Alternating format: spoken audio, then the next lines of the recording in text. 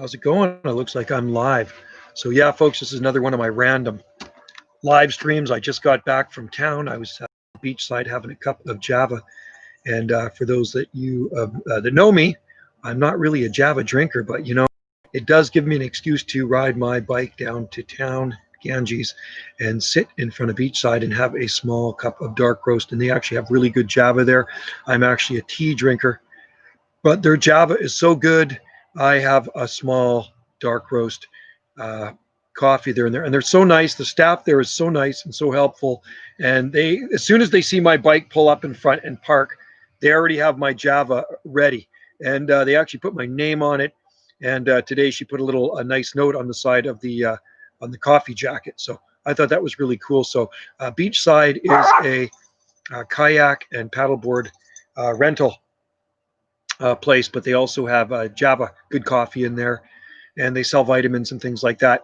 But it is right on the main drag on the ocean in Ganges, and it is such a nice relaxing place to sit. So current time here is 1:21 p.m. Pacific time. I didn't look at the temperature. I usually look at the temperature. It feels like it's probably around 21 degrees Celsius out here. I could be wrong. It's very nice. It's very comfortable. It's warm, and humidity is definitely low. And it was fairly busy in town when I went there. Usually busier though, because of what's all going on in the world. Things have toned down a notch here on the Gulf Islands, especially our island being the metropolis of the southern Gulf Islands. This is the hub. So when you want to visit the Gulf Islands, everybody wants to come and visit Salt Spring Island. It is kind of like the mecca of tourism for the southern Gulf Islands, like the Waikiki of the southern Gulf Islands is Ganges. And I drove through yesterday, and it was absolutely packed with tourists. I don't think that's probably the greatest thing of what's going on around everywhere. And I drove past the market, and it kind of looked like there's a lot of people in close proximity to each other. So what I do, I go to the coffee shop, I park my bike out in front, and I sit. There's nobody else around me, and when somebody else does come, they're keeping their distance. And I sat there this morning and had a small cup of Java, and it was quite good. And then I came home, I watered the bananas, got the tree fern watered, and I noticed the tree fern is actually pumping out another frond, and it often does that in August. Sometimes you'll get 1 to 3 fronds will come out in August. I see one crozier emerging right now, a big fiddlehead coming out of the middle. And the B&B guest checked out this morning, and then we got more people checking in. 3 p.m. is check-in time, out time, but they checked out around 10. And so I figured I'd do a live stream right now. So for those of you in Europe that like to join in the live streams, I know you guys are about 8 or 9 hours ahead of me here, so it's probably 8 or 9 at night, or 9 or 10 at night, whatever. So if you're in there, pop in and say hi, and leave your comments, and hope your gardens are growing well. I did dig out the Parajubea yesterday. It was absolutely bone dry in the hole when I dug it out, and there was full of roots from the Thuya plicata trees. Native Western red cedar are the worst trees to grow stuff around. So that poor little Parajubea suffered there, and slowed right down in growth. It was doing really well for a while until the cedar roots infiltrated the root ball of it and filled that entire hole full of cedar roots, and suck all the life out of the palm and suck all the moisture out. So it was like powder. It's so dry. So the rain we got the other day only soaked in about this much. I dug down, and it's very, very dry underneath. So now we got another long stretch of dry weather, and I'm hoping next weekend we do get some rain. I'm looking ahead in the forecast, 7-day Southern Gulf Island forecast. We have our own forecast here on Salt Spring Island in the Southern Gulf Island. So different than Victoria, different than Vancouver. So it does look like there's some showers, but anything can change between now and then. And tomorrow I get off. I'm going to take tomorrow off as well. So I get Monday off. I'm using a vacation day. And then the rest of my vacation I'm going to take in the fall and the winter months. And I don't know when you guys take your vacation. I mean, when I was with my ex, it was always summertime. We always went to Hawaii in the summertime. And that was the only time she really got off, because she ran her own business, and she ran a daycare here. Jungle Gym Daycare. She ran a daycare, and that was the only time she really took off, was the summertime. So when I got together with Wendy, Wendy does not like to go to Hawaii in the summer months. She is a winter person. for Hawaii. So we started going in 2012. That's when I started to go in the wintertime to Hawaii. And we go every winter to Hawaii now. And it's actually a really nice time of the year to go because it does break up the winter and it gives us a little bit of extra summer, if you know what I mean. So it's like this extended summer when we go to Hawaii for a month in the winter. And every year we tack on a few more days to make it a little bit longer. So hopefully one day I'll be there for 2 months in the winter. But this year, we are not going to Hawaii. We're going to stick around here and have a staycation because this is the place to be. So, hey, we have our palm trees. Yeah, the winter weather here is pretty dreary, pretty gray, but that's okay. It's never that cold. And I'll just be hanging around in the garden. And, you know, I keep busy. I have a lot of hobbies. I can work in the greenhouse. I can work in the nursery. You can work outside around here. And I do talk on the radio a lot. I have a two-way radio I like to talk on. So I was talking to somebody on that yesterday. So I always keep busy doing something and carving tikis. And Wendy's keeping busy. She paints. And hey, Wendy. Yeah. Wendy likes to paint. She's a painter. She's an artiste. That's what she likes to do. And so she was just setting her art out. So her gallery is open right now. And if you are on Salt Spring Island, get a studio tour map. We are studio number 16 on the studio tour map, located on the very northern end of Salt Spring Island. And we have a studio sign out front, a little white sign with blue in it. It says Studio 16. And then Wendy also puts her sign out, Gallery 59. That's the name of her art gallery and studio is Gallery 59 because she was born in 1959. So I thought that was an appropriate name for her to name it. But we always get a lot of people that come through the studio, a lot of tourists, and occasionally they do buy paintings. They seem to buy more cards and other knickknacks more than paintings. Paintings are not cheap, but they are very nice paintings. And Wendy is a really amazing artist. She's been an artist all her life. And she had a really big art gallery just south of Ganges before she moved in here in 2015 to this location. And she does really good West Coast art. She does totems. She does Arbutus. She does stuff too. If you want commission paintings, tropical paintings, she will do them. And she will ship them. She shipped all over the world. She did some beautiful tropical paintings. She shipped them down to Beverly Hills, some out to New York, and up into the desert region of Okanagan, British Columbia. So anyway, great weather here. We do not have a cloud in the sky right now. Looks like my youngest son is on the island. Wendy bumped into him when I was at the coffee shop. She bumped into him in the store, so he might be swinging by. So if I'm still doing this live stream, when Trevor stops in, I'll get him to say hi. He actually does have a YouTube channel. He's been a YouTuber for a long time, since he was a kid. And he has he's a hip hop dude. So he does music. He writes his songs and he sings his songs.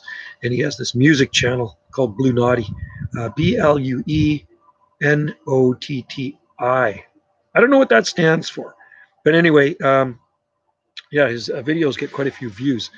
And I'm not really a hip hop guy myself. I like old classic music, and I like metal music. I'm a bit of a metalhead. Well, I won't say bit. I am a metalhead. I've always been. It's funny, my mom would say, "Joey, you're going to grow to that when you're older." And she'd tell me that when I was 12 years old. Well, I'm 56 now, and I'm still listening to heavy metal. Yeah, so it was really nice. I went down to water the bananas, but really I didn't have to water anything else. That rain the other day, it is actually it stayed moist on the surface. So I think it'll do for another day of without watering the garden. It should be good. And the nursery, I'll water tomorrow on my day off after I come back from a ride. It's nice having time off. I do enjoy my time off. This morning, Wendy and I went for our little morning hike into the forest, and we took the dog for a walk. And there's so many trails here on Salt Spring Island, so many hiking trails. And just down the road, there's a really beautiful trail. And at a certain time of the year, you can see the native orchids blooming. There was phantom orchids blooming last time we were there, and spotted coral root. And there's some massive anthills in there. And I shot a video and took some pictures, some of the anthills. I did post them on my Facebook page. And I think the tallest anthill I seen in there was 4 feet, at least 4 feet high. And can only imagine how long it takes to build an anthill, because the ants are tiny, And the needles they use are tiny little needles, and then they pile these needles up into these mounds, and they can get even bigger than that. And there's millions of ants on these anthills. And they're not hurting anything. They're in the forest. I mean, I wouldn't want it right next to my house. Those red ants do bite, so you wouldn't want it right next to your front door. That's for sure. So it looks like the internet here has been pretty good lately with the boosters that Wendy put in. We did a 2 hour and 15-minute live stream yesterday, which is a long time. I wasn't planning on going that long. Maybe we'll go for half. We won't. Like I say, this is just a random live stream. So we'll see where it takes us. And also watch Wendy's YouTube channel, Gulf Island Rock. She's got a video to upload in Vancouver the other day when she's visiting her son of the Canadian Riviera. Vancouver, the Canadian Riviera, along Beach Avenue, where the streets are lined with beautiful palm trees. Of course, mostly Trachycarpus, but there are Camara and there are some Wagnerianus in there too. And there are big cordylines and lots of bananas. And there's some agaves. I think there's some eucalyptus down there too. So it's a very good microclimate when you get into the city of Vancouver, because down in the core of the city, you got the urban heat from the big buildings. You have the ocean right there. Vancouver gets virtually nil in the way of outflow winds. They don't get any cold winds in the wintertime. So the palm trees absolutely thrive in Vancouver. And there's some pretty old palm trees in Vancouver that were planted back in the 1960s. And those are in private gardens. And of course, there's one in Stanley Park too. There's a big one in Stanley Park that was planted in 1968. I think it was 68. And that was the one by the monkey cages. There was two of them planted there. One of them was ripped off shortly after, and they were donated by the city of Odessa, Ukraine. And I know somebody that was at that presentation back then. He was our Palm Society president for years, really good guy, Rudy. And yeah, the one that got ripped off is actually here on Salt Spring Island. I can't disclose the location, but it is alive and well in a private garden here on Salt Spring Island. And it's growing right beside a lake. It's absolutely beautiful. And it's actually in a really cold area too. It's in this cold, I would say almost a valley. The lake is like surrounded by mountains. So it's a frost pocket. And one of the first lakes to freeze, well, one of the few lakes to freeze, but there's about 3 or 4 lakes that will freeze here first when it gets cold. And that's one of them. And when old Alfred Temmel, the weather observer, used to live right beside that lake, whenever there was a weather anomaly, we would phone each other. He'd phone me or I'd phone him, and we'd like to compare temperatures with this end of the island to that end of the island. Now it's about 15, 16 kilometers south of here, and in a bit. It's not by the ocean. It's in the middle, right? So it's a frost pocket, and he used to say to me, Joe, this is the Siberia of Salt Spring Island. He's recorded minus 17.5 degrees. There was the coldest temperature he recorded there in December 1990. So a very cold area, but yet that palm tree lives on, and it was planted there in 1968. And there are a few other palm trees around, but that is the biggest and one of the oldest on Salt Spring. I know of another one in Ganges, was planted in the mid-1960s. And then there's one around the corner from us here that was planted around 1970. Another one on the west side planted in 68. So there's some old ones kicking around. And some beautiful palm trees here on Salt Spring. The biggest and nicest ones, I would say, are in private gardens. There's lots of them in Ganges too. I mean, they're all over Ganges. There's palm trees. You can see them in front of there's a rental place. It's a timeshare place or something, or a vacation rental place right in Ganges on the main drag. And there's lots of palm trees in front. Trackies, there's a Camarops there, and there's trackies on the other side as well. And I always make your base planting trackies when you live this far north, right? That should be your main planting of palm trees in any cold climate. If your climate will allow arborescent palms, Trachycarpus fortunae is a nice cold hardy plant. You can see some of my seed grown ones there behind me, and those were planted as babies years ago, and they have no fuss given to them whatsoever.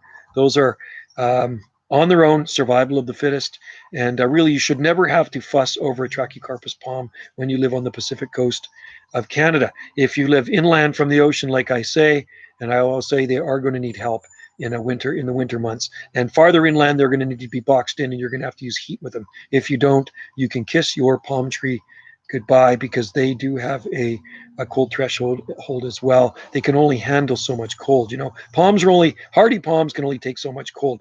Rhipidophyllum hystrix being the most cold hardy, and then sable minor, and then arborescent palm would be Trachycarpus fortunae, sable palmetto. Sable palmetto, they like more heat. And so if they do get damaged in a northern climate, they're going to be a lot slower to recover. Washingtonia foliifera is a very hardy palm tree too that have taken some very cold temperatures, but in cold, dry climates. And our climate in the winter is way too wet and way too cool for a foliifera. I know that from experience. I've grown a lot of them and a lot from seed too, so they are not good in this climate. Washingtonia robusta are fun to experiment with, but they are still a short-term palm this far north. Yeah, they will survive several years without protection, but every so often we do drop back into zone 8B this far north, and a zone 8B winter up here is a lot different than a zone 8B winter way down south. Okay, way different. And so we are a zone 9 here, a northern zone 9, where temperatures do not fall below 20 degrees Fahrenheit. They're always up above 20 degrees Fahrenheit or minus 6.5 degrees Celsius. But every so often, we do fall into the high end of zone 8B, and that was late December 2008. That was it. And it wasn't good. It wasn't good for a lot of plants. It did cause some damage. Hey, here it is very dry and hot this spring. 33 today. My Trachycarpus dactyl does like it and is growing fast. How was your summer?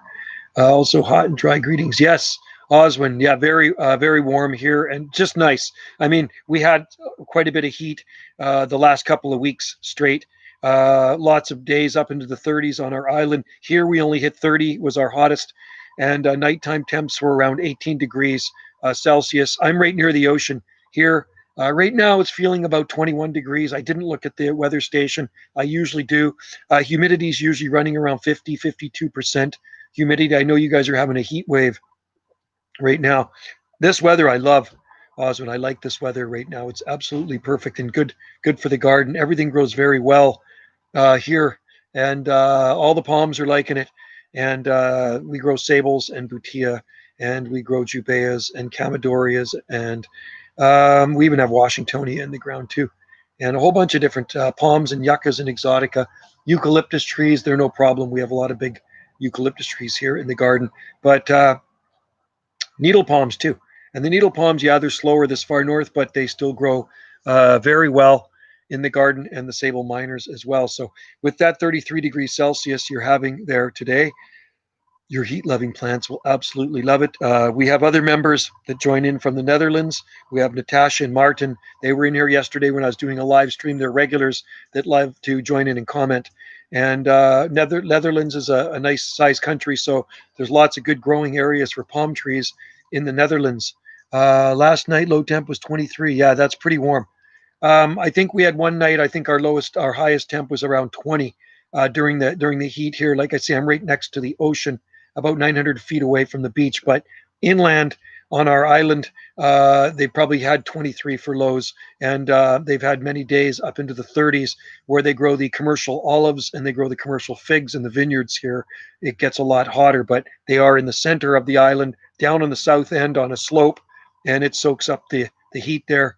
And funny, down on the bottom of the slope where they grow the commercial, it's all olives, and then down below it's actually blueberries, and then they grow hops as well. There's beer hops down in the valley, and then beside the olive farm there's commercial vineyards, and then in the background there's beautiful mountains. So it does soak up a lot of heat there on a regular basis. They get a lot of 30 days in the summer. At this end of the island, we don't get a lot of 30 plus days. We're lucky if we get maybe 1 or 2, maybe 3 days of 30 degrees Celsius, maybe 30 plus 31.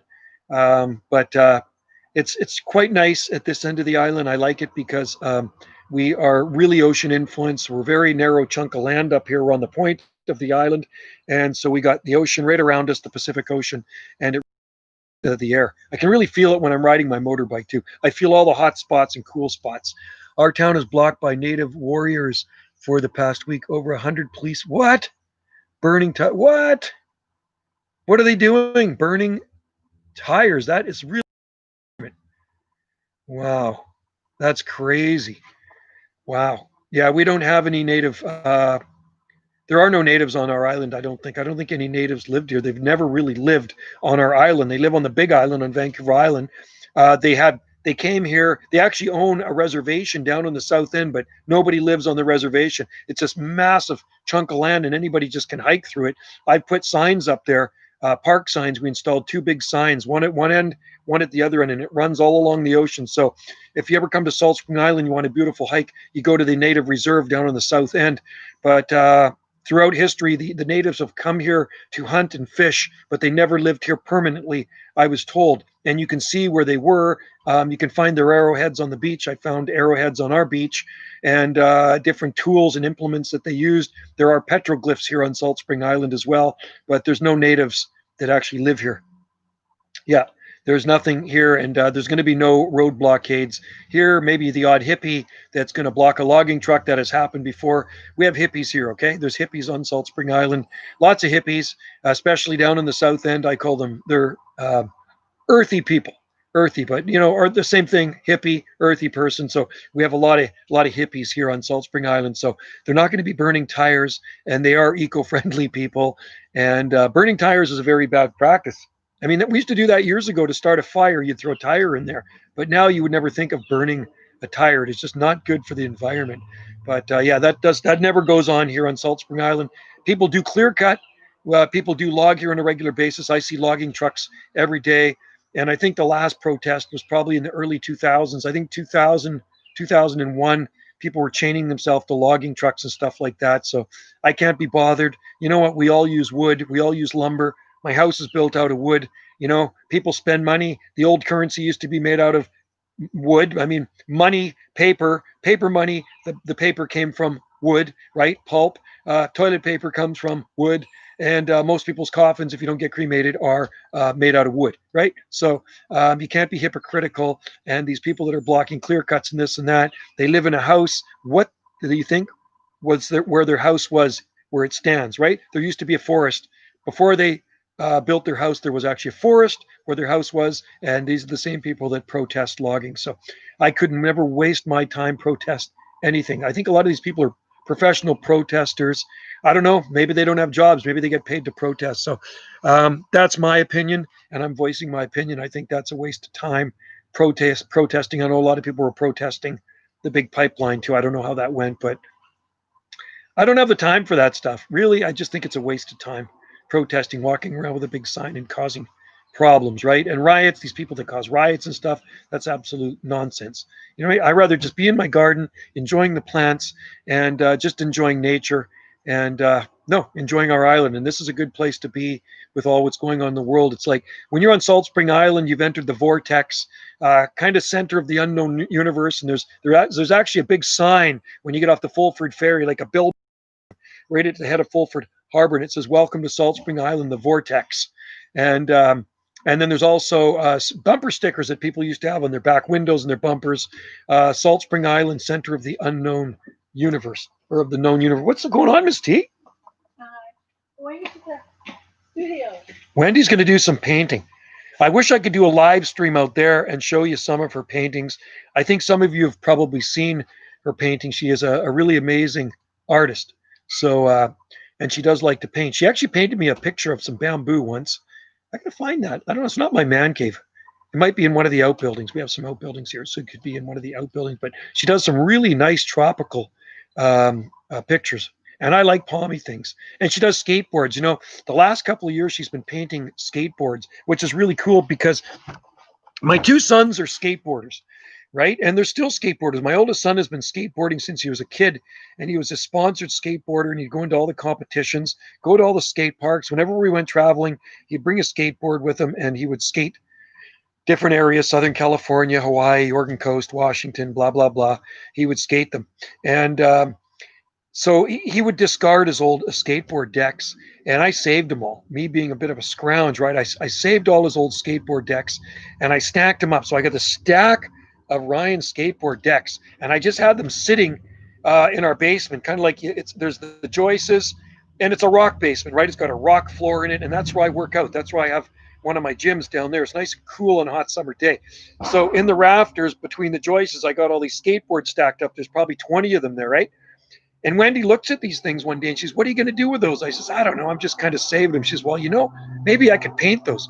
So she took some out and she painted them she put some art on them, man. It's just absolutely awesome.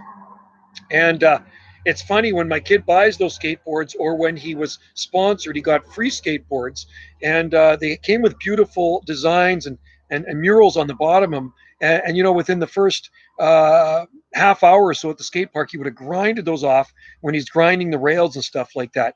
So what she's done, and there's remnants of the pictures what was on there. Most of it's ground off from him grinding along the rails. So Wendy's worked with incorporated her art with what's left of the painting or the mural on the bottom of the skateboard deck, and they're actually quite cool. So if you ever visit Salt Spring Island, come and visit Gallery 59, and she does have a Facebook page, a Gallery 59 Facebook page, and there should be videos on there. We have it on YouTube. It's a really neat little gallery. It's only an 8x8 art gallery, and her studio, I think, is about the same where she paints, is 8x8.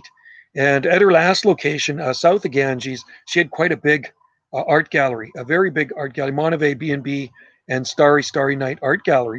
This one's called Gallery 59, and the skateboards look cool. So she's done palm trees and stuff on the bottom. I think she did a mermaid on one, and really cool. I'm sure if I gave one to my oldest son, he'd probably stick some trucks and wheels on it and grind that artwork off. She gave one to my youngest son, Trevor, for I think it was his birthday last year. It might have been Christmas. He's got it hanging on his wall. I mean, it is artwork, and he's a skater too. And it's funny. He turned 20 on July 13th, and guess what he did? He hopped on a skateboard with his friend. So there's two people on the skateboard, and he had maybe one or two wobbly pops, and he fell off the skateboard. And he's a good skater, and he busted his wrist so badly, so he's got a plate in it and pins. He had to go in for surgery. So apparently he may be stopping by today. He is on the island, and he lives over on the big island in Chemainus. And Wendy told him to swing by. So if he comes by anytime soon, and I'm still live streaming, you can meet Trevor. He's a good kid. A little wilder than my older son. Little son's more of a teetotaler. You wouldn't know by looking at him, but he is a really good mellow guy. They're all mellow kids, and but Trevor's a little wilder, and Sammy too. I think you met her. She came on a live stream with me last week. I did a couple of live streams, and Sammy was on last week, and she was down from the Big Island. She lives up on in Black Creek near Campbell River, halfway up Vancouver Island. It seems so far away, so it's about a 2.5 hour drive to Campbell River at 50 degrees north latitude. Yes, there are palm trees in Campbell River. I've seen them because wherever I go on our coast, I'm always looking for palm trees. I'm sure you guys are the same. I'm sure wherever you guys go, you have an eye for palm trees. And I've been like that ever since I was a little kid. I was monkey trees.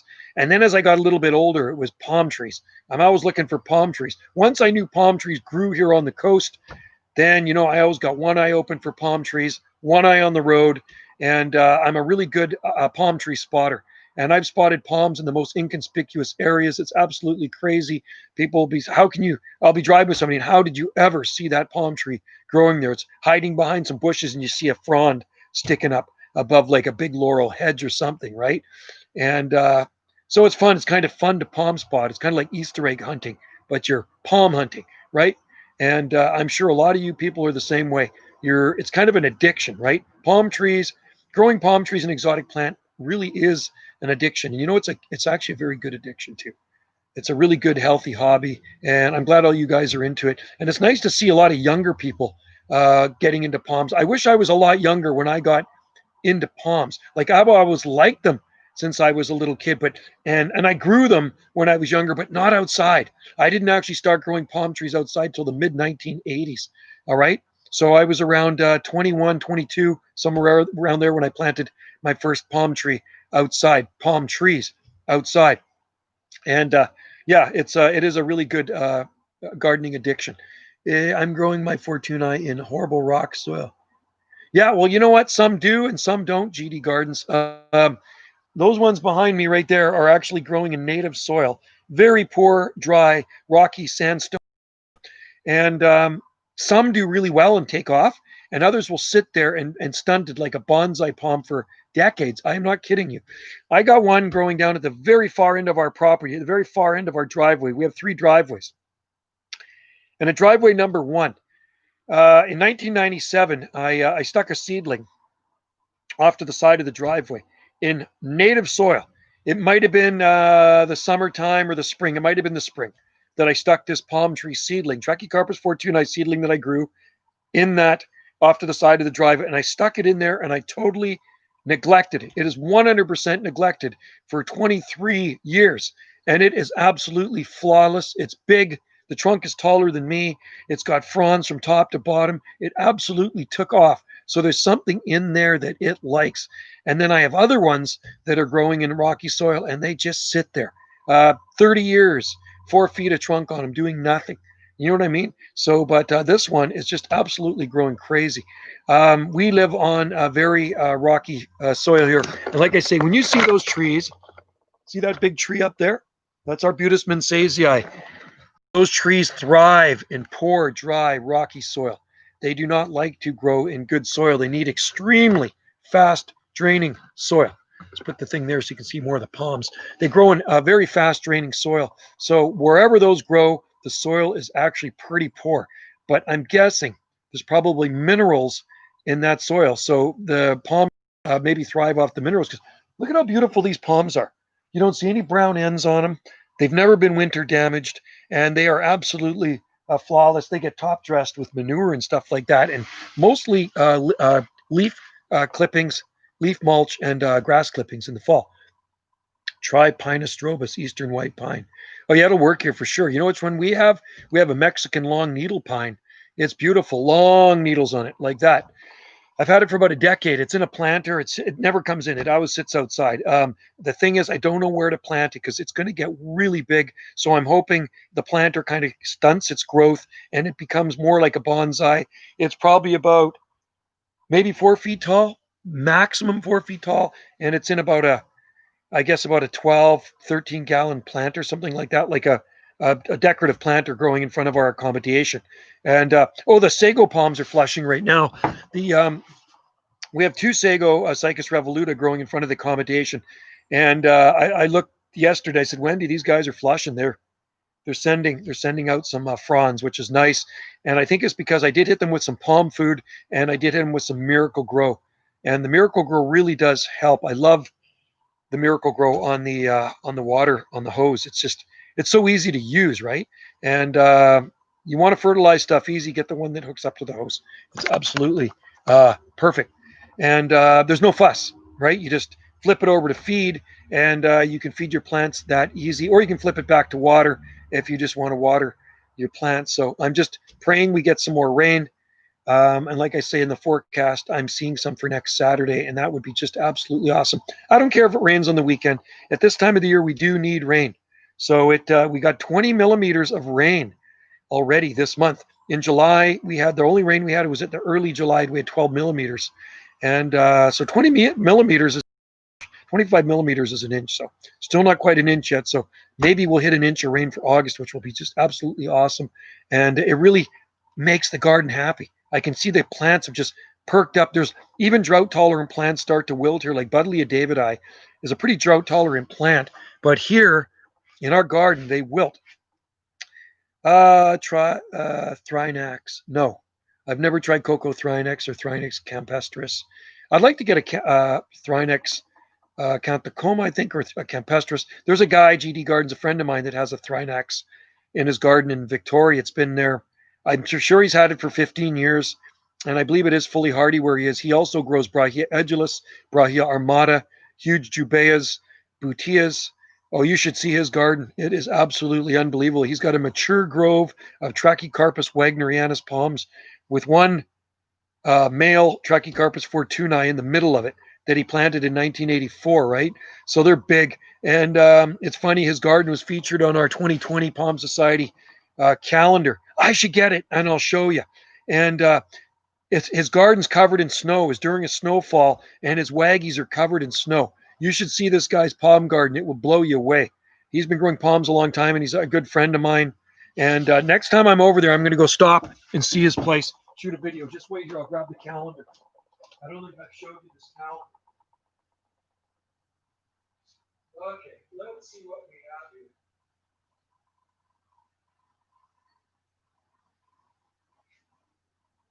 All right, guys. This is all local stuff, by the way. Okay, so this is our 2020 Palm Society calendar.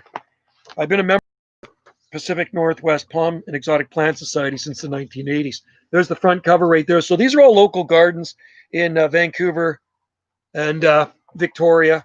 All right. So this one here, let's see what that one says. We've got some nice big trackies there. You can see them. They all look nice around a swimming pool. Oh, okay, that's my buddy's garden. That's I think is that Rudy Pinkowski's? There's Carrie Pinkowski's. This one's in West Vancouver. This guy's got massive tree ferns in his garden too, and huge Yucca gloriosa and rostrata and all that stuff, right? So that's Carrie's garden in West Vancouver. There's some hibiscus. These ones are growing in Charlie's garden. I've been to his garden. He's got an amazing garden out south of Vancouver. Right there. Yay, James. Good to see you in there. Right there. So that's, we've got back to the first picture so James can see. James, here's our Palm Society calendar for 2020. These are all shot on our Pacific coast. So some big palms here on the front cover of the Palm Society calendar. This is 2020. And then there's Carrie's garden right there. He's got an amazing garden. The tree ferns are gigantic in this garden in the Palms, West Vancouver, on the ocean. And then there's Charlie's garden in Surrey, South Surrey. Here is one in West Vancouver, Yucca gloriosa superb, looking over to English Bay. Look at that. Isn't that beautiful? So that is the Pacific Ocean right there. And then that's March. And here's some croziers emerging on a giant tree fern.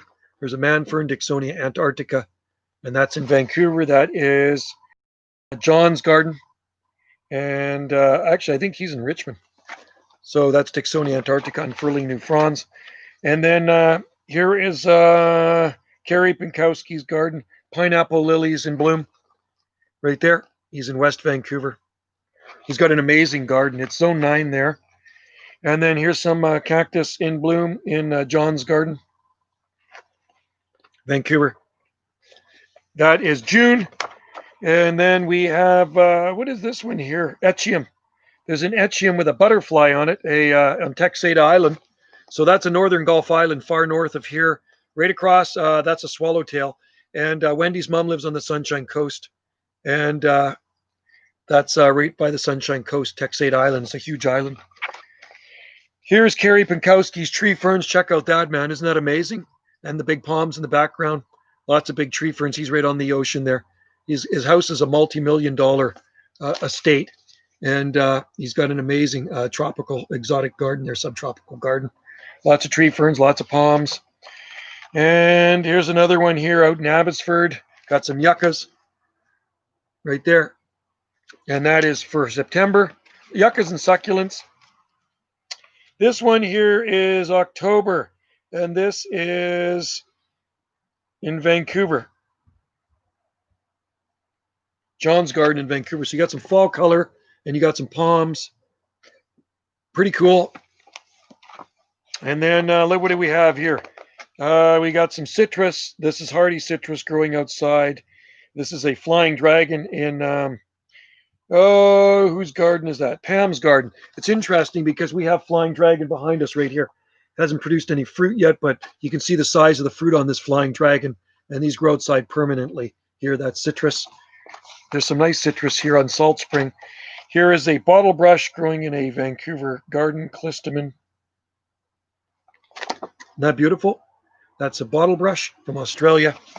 We have a lot of bottle brushes on Salt Spring. And the doozy. Check out this. This is Jeff's garden in Victoria's mature grove of Trachycarpus wagnerianus with some big Trachycarpus palms. Fortunae. This guy has an amazing palm garden. This is a winter shot.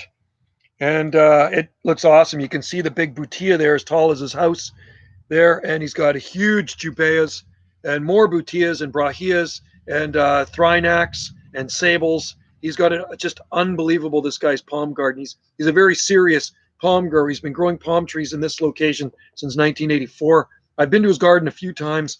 So next time I'm in Jeff's garden, I am going to shoot a video. I don't have any videos of Jeff's garden. I don't think. I might have one on my very first YouTube channel from back in 2008. But next time I'm in Jeff's St. Gelais garden, I will shoot a video for you guys. I'm definitely not going to go in the wintertime. Not when there's snow, but it looks cool, eh? All those Trachycarpus wagnerianus palms in the snow. We planted those when they were very small, and you can see how big they are now. So snow does not hurt them. It's extreme cold temperatures that hurts palm trees. And where he lives in Victoria, it just does not get cold enough, right? So we have quite a few wagnerianus palms in our garden, and I grew some of them from seed. Two of them I had gifted to me, and actually I had four of them gifted to me. I've had four waggy palms gifted to me. And the ones that I recently planted a couple months ago were 5-gallon ones. And then I had some gifted to me years ago by Larry. He passed away at Tropical Trading. He was a palm broker, he used to bring in big palm trees. And he gifted me some as well. And we got them in the garden over there. I'm just outside right now and checking the palms because right on. Right on. Well, hopefully you had a good vacation. We're having a staycation this year. No vacation for us. We canceled Maui. I don't even want to think about going to an airport or being on a petri dish with wings flying to the Central Pacific. So no vacation this year. We canceled our Maui trip. We're just going to cancel the car rental place. She's got to do that.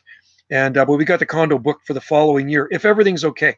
But we're going to go to the West Coast to Fino. That's where we're going. Hey Joe, Mac Attack. I like that name, Mac Attack. And you have inspired me to do sand art. Oh, cool. Right on. Sand art is great. Oh, good. Sand art is fun and people like it too. It makes people happy. It's funny how many people actually walk through our sand art. You know, I remember the time Wendy and I made this beautiful mermaid, and we're on Little Beach in Maui, McKenna Beach.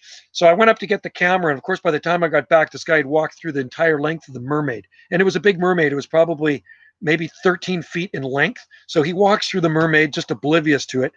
So anyway, we fixed it all up, and then I went up to get the camera again to take a picture of it, and then a wave hit it and washed most of it away. So it wasn't meant to be. But I ended up getting a picture. We did fix it up, and the third time I did get a pic, and I think I have a video of it as well. Larry Johnson, hey Joe, you have visited? No, I've never been to South Carolina. I have been to Florida. I've been to Miami. And then I've been into the Caribbean and stuff like that. I mostly do my vacations here on the West Coast, just because it doesn't take so far it's not so far to fly to Hawaii, and it's quick to get down to California. I've done Mexico too. It's amazing how many people it made happen. Yeah, oh yeah, people love sand art. I don't even know how many sand art videos we have on YouTube. I have tons of them on Jungle Joe C on my other YouTube channel, and I got a whack load of them on this channel, and then Wendy's got a ton of them on Gulf Island. Rock. You know, we met Steven Tyler down on the beach December 6th. It was Wendy's birthday, December 6th, 2018. And so we're doing some sand art, doing some, actually, it's before we even got to the beach. So we're walking down. You got to go up this kind of lava tube to get to Little Beach, because Little Beach is a clothing option. Okay. And so anyway, we get down to Little Beach and we look over, and then we see a couple of guys and a bunch of women, nude women, and they're in this line, and they're kind of giving each other a back scrub on the beach, right? And a friend of ours comes up, he's a painter, and he says, that's Steven Tyler right there. I say, oh, that's cool. We're not going to bother him. You know what I mean? That's great. So I went over and we threw our towels down on the beach, of course, not knowing that I put my towel right next to Steven Tyler's towel. So anyway, it was Wendy's birthday that day. And so Steven Tyler comes up, and his daughter was there too, Liv Tyler. She was also one of the people down on the beach. So her towel was right beside Steven's, her dad's.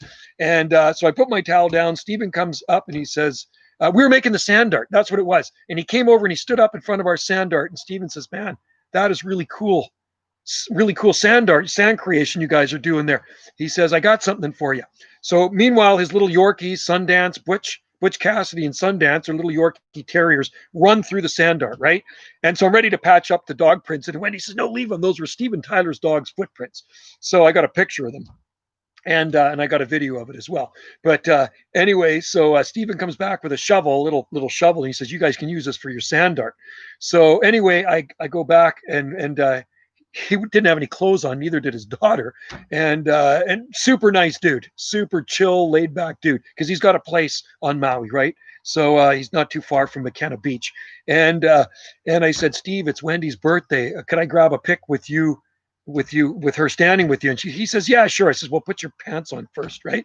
So anyway, so he puts his arm around Wendy, and then I got a pic with him. It's actually a really good pic. So I got it blown up into a 5x7, and I gave it to her when we got home. I'll go grab it. I'll show you. Hang on, wait a second.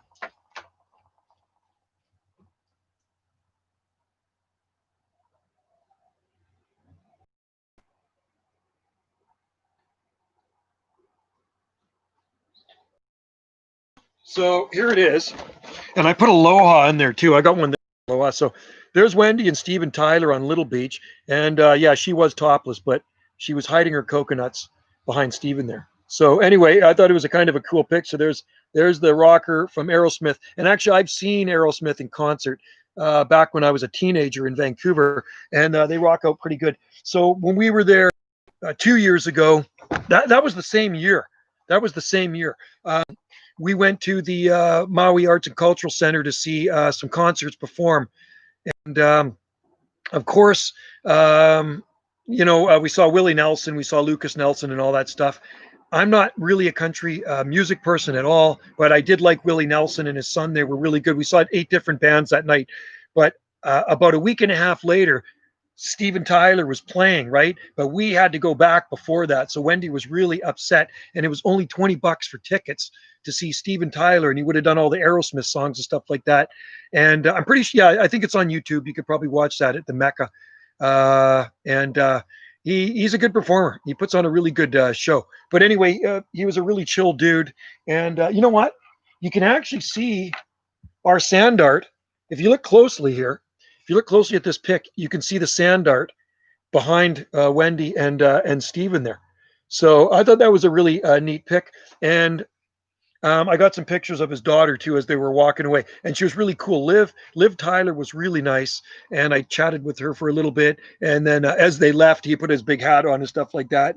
Hang loose, and he says, and then she said, "Love all you guys. You guys are awesome." So I thought it was kind of cool. Often you see him cruising around. He's got one of those doom buggies. What do they call them? It's from the late '60s, and they made. I think it's got a Volkswagen engine in it. There's a special name, and I got a video I shot of one at the parking lot at McKenna. He's got one of those. It's bright green, and he's also got an old truck. And often you can see him cruising around Kihei in his doom buggy. I saw him last time we were there. He cruised past us in his doom buggy. Some of you work with me here. You probably know what it is. It's not a sand rail. It's they made them in the late '60s. Volkswagen, they're a factory-built doom buggy. Oh God! And there's a guy on Salt Spring, a friend of mine, actually has 2 of them. They're really, really rare. Anyway, it'll come to me when I'm not thinking of it. It's going to pop into my head. But they're a really cool little doom buggy. They got the rear engine in them, but it is a Volkswagen engine. So Steven has one of those, and Steven's neighbor's down there all the time too. Jorge, I was down at Little Beach. We see him all the time.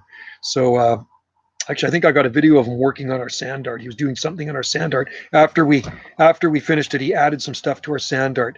So over the years, we've been going to Maui. We've been making sand art there. We've been going to Maui since 2012. Before that, it was Oahu, and so we've been making a lot of sand art on Maui. So it's going to be kind of sad this year, no sand art. But when we're on the West Coast, maybe I should do some sand art in Tofino. We're heading to Tofino in the fall, and there's really nice sandy beaches there. The problem with the beaches here on Salt Spring Island, they're not really sandy. They look like sand, but it's actually crushed white shells.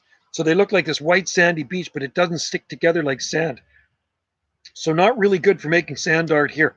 You know what I mean? It's really neat texture and everything, but the sand on Maui is absolutely awesome. And same with out in Tofino. So I think maybe I'll do some sand art in Tofino. That would be cool. And I'll shoot a video of it for sure. And stay tuned for some Palmy videos in Tofino. So I don't know if any of you guys have been to Tofino, but it's a pretty cool place. Very cool place. Yeah, James, do the sand art, shoot some videos of them, and people will love it. People love sand art on the beach. It gives them something to look at when they're walking down the beach. Yeah, well, I bet you got good beaches around the lakes there too, right? And it's funny here around the lakes up in the Okanagan, they're pristine beaches, sandy beaches, just like the ocean. There's some big lakes here. I never did check out Tofino. Oh man, Tofino's awesome. That's my favorite place on the coast. So if I didn't live here on Salt Spring Island and I want to live anywhere else in BC, it's definitely Tofino. Yeah, they get more rain over there, but whenever I've been there, it's absolutely been beautiful, sunny and warm, and it's just a really nice climate. The wintertime, it never gets cold, and it's Courty Line Central Station. For you people that like Courty Lines, the king size over there. They're king size Courty Lines everywhere. It is like the tree of choice. They're a common landscape plant. They're all through Tofino. I'm talking big 25-foot tall Courty Lines all over the place, and they're branched and they've got big trunks on them. And maybe they're 30-foot tall. They could be 30-foot tall, some of them as well. And there was some really nice ones by Ken and Dot Gibson's garden. And they cut one of them down. They widened the road. And when I was there last year, I didn't go this spring, but I was there was it last year? It was last year. They had cut the Courty line down because they had widened the road. It's really sad. It's huge. That one was probably close to 30 feet tall. I do have videos and pictures of it. I have a lot of videos of Courty lines here that grow on our coast. Actually, I just shot one yesterday. We went for a walk down the beach. We did a beach walk yesterday just down the road, down North Beach Road. And the Courty lines appear as though they're growing in the wild because it's this really wild garden right by the beach. But they actually were planted there years ago. So, and there's some big magnolias down there, lots of Phormium tenax. Seaside plantings here consist of lots of Phormium, Senecio grayi, and Courty lines, and then you see a lot of pampas grass. Lots of pampas grass here. It's well overused. I do like pampas grass, but it is a very common plant. So you see a lot of those as beach plantings. Gesundheit, are you painting?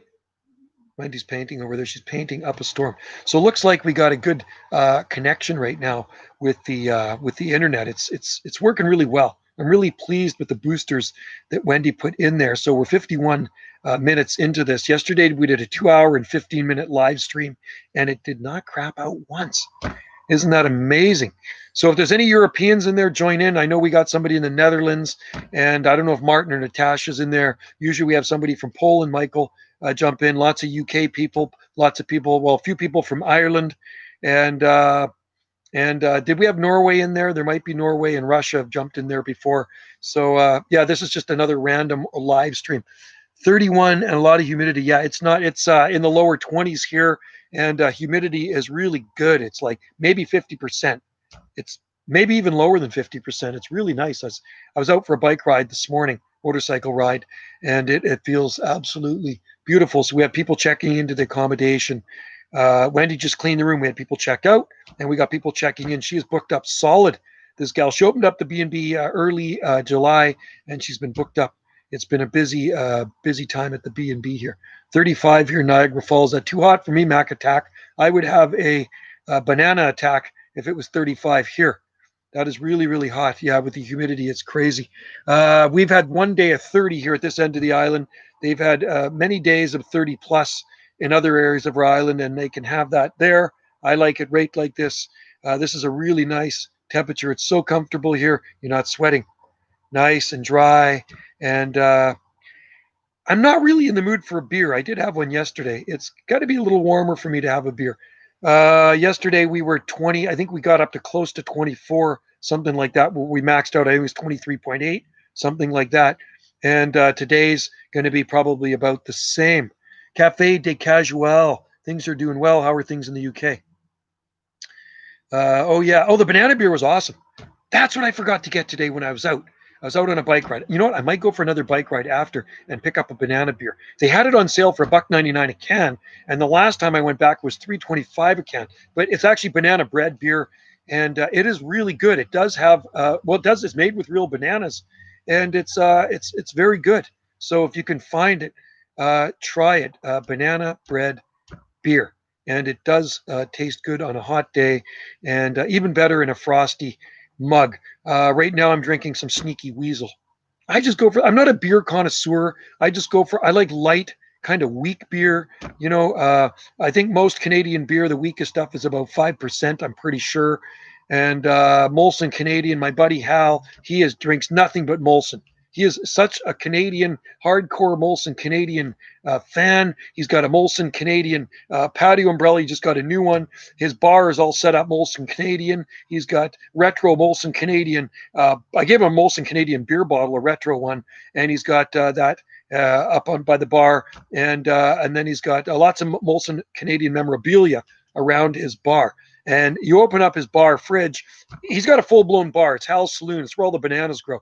It's all full of Molson Canadian, except for a few sneaky weasels I put in there when I come over because I don't want to drink all that guy's beer. I'm not a big beer drinker. Really, I'm not a really big drinker, but I do like a cold beer on a hot day. I can never drink beer in the wintertime.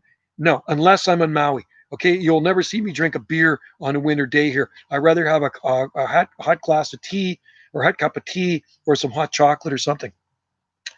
Cafe, my wife was asking, do you have a site or yes, we do.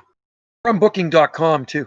And she's got a Facebook site called Magnolia Pedal B&B or Magnolia Accommodation. And we also have on booking.com, go to Magnolia Pedal B&B on Salt Spring Island.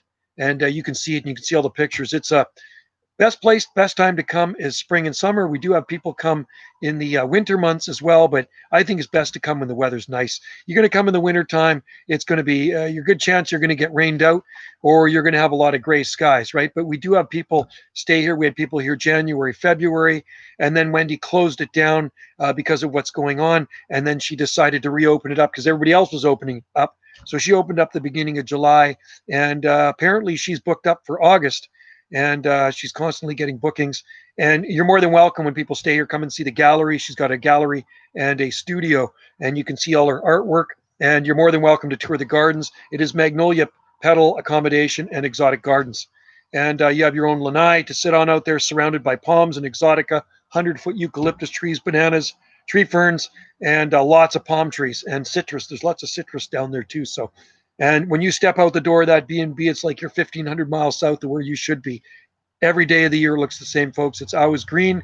And we actually had people stay here one time when it snowed. The snow was only on the ground for 2 days, but they actually stayed and it snowed. I'm thinking, are you kidding me?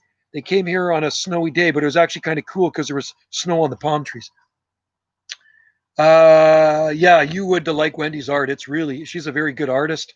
And she's been painting for years, but she's done some really nice mixed medias and a lot of West Coast art and a lot of scenery she does. And she does commission paintings as well. And of course, she is a tattoo artist as well, but she's not doing tattoos anymore. She's too busy with other things. So there's the last one she did on me, apple, and she did that palm, and she did a bunch of stuff on me. She didn't do that one. That one I got done in Alaska. But she did some Sailor Jerry stuff on me, and she did a banana on me, and there's just a mix mash of stuff she's done on me. That I got done in Hawaii too. But yeah, she's always done. It was Island Ink Tattoo she had. She's got a Facebook page on that too. If you go to Island Ink Tattoo Salt Spring, you can see some of the stuff she's done. And then I posted tattoos of other people on there as well. She's actually done her own tattoos as well. She's inked her own legs. She didn't do the one on the back of her neck, though. She got that one done at Tattoolicious on Oahu in Waikiki. The first time we went to Hawaii together. Actually, the second time, sorry. The first time we went to Hawaii together was 2012, and that was Maui. The second time in 2013, she decided to get a tattoo. And she's got a Japanese symbol that says courage on the back of her neck. And then she's done her legs. She's got up her ankles and stuff like that. Some really neat trees and butterfly or dragonflies and stuff like that. So, yeah, she did them herself. It's cool. I came into the tattoo studio and she was up on the table tattooing herself. So, but she'll tattoo on me, but I don't think she's doing anybody else anymore. She's too busy like doing other stuff. She's really busy with her art and busy with the B&B. Are cool cafe to casual. Awesome. Gotta love that. My kid too.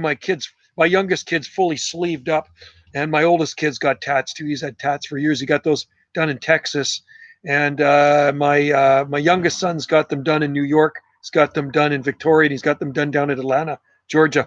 He likes to go to Atlanta, Georgia, because his best friend lives down. He lives near Atlanta, Georgia. He was just down there this past. Was he there this summer? He was, and it was hot. Hot. Gets really hot down at Atlanta. And like I say, his friend lived here for a few years on Salt Spring Island.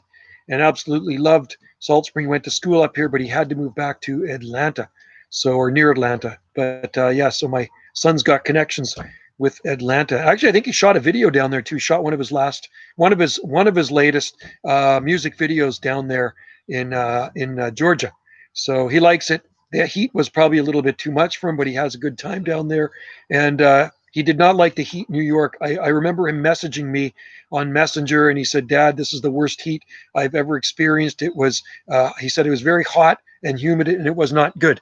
So he liked New York. He just did not like the summer weather in New York. He was happy to get back to the Pacific Coast. He was born and raised here, so it's whatever you get acclimatized to, right? And I do like the Hawaiian heat.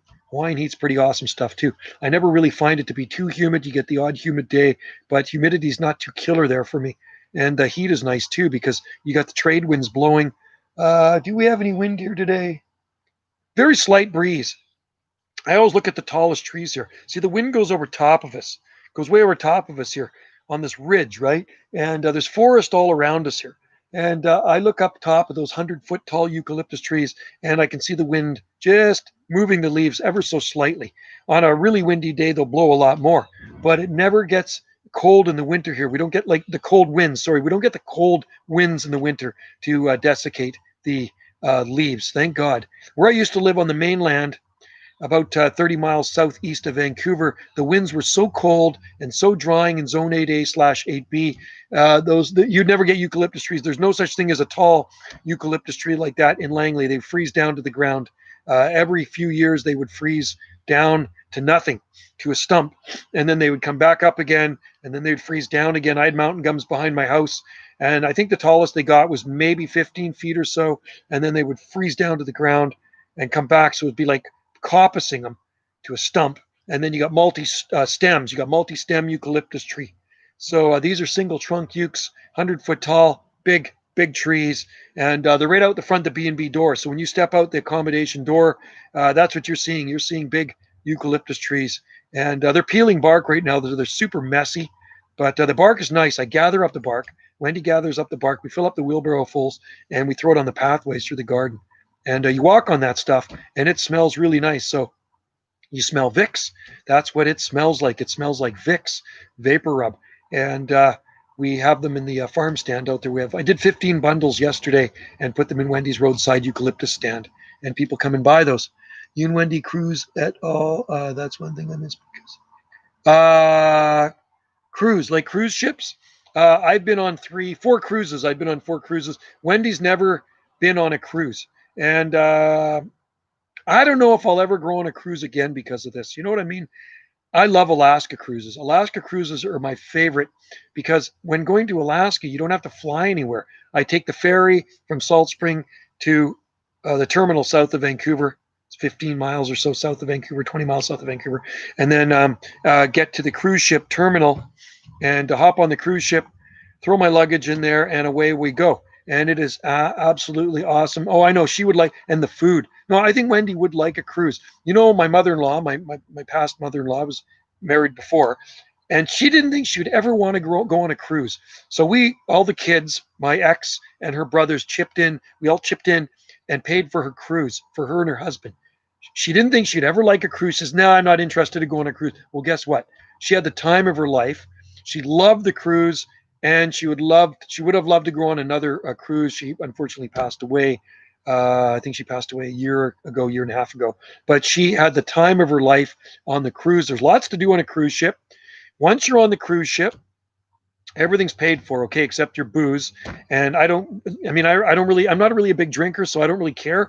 I don't really drink on the cruise ship. My ex would buy a wine card. So at dinner, we were first seating at the dinner table at the dining room. It's a big dining room, and she would get a bottle of wine, and there would be me and her, a brother and sister-in-law, so we'd share a bottle of wine between us, right? And that's what she should have, wine cards. But I never drank anything else on a cruise ship. I'm not really a drinker. So but I went to the gym every day. The gym is absolutely awesome.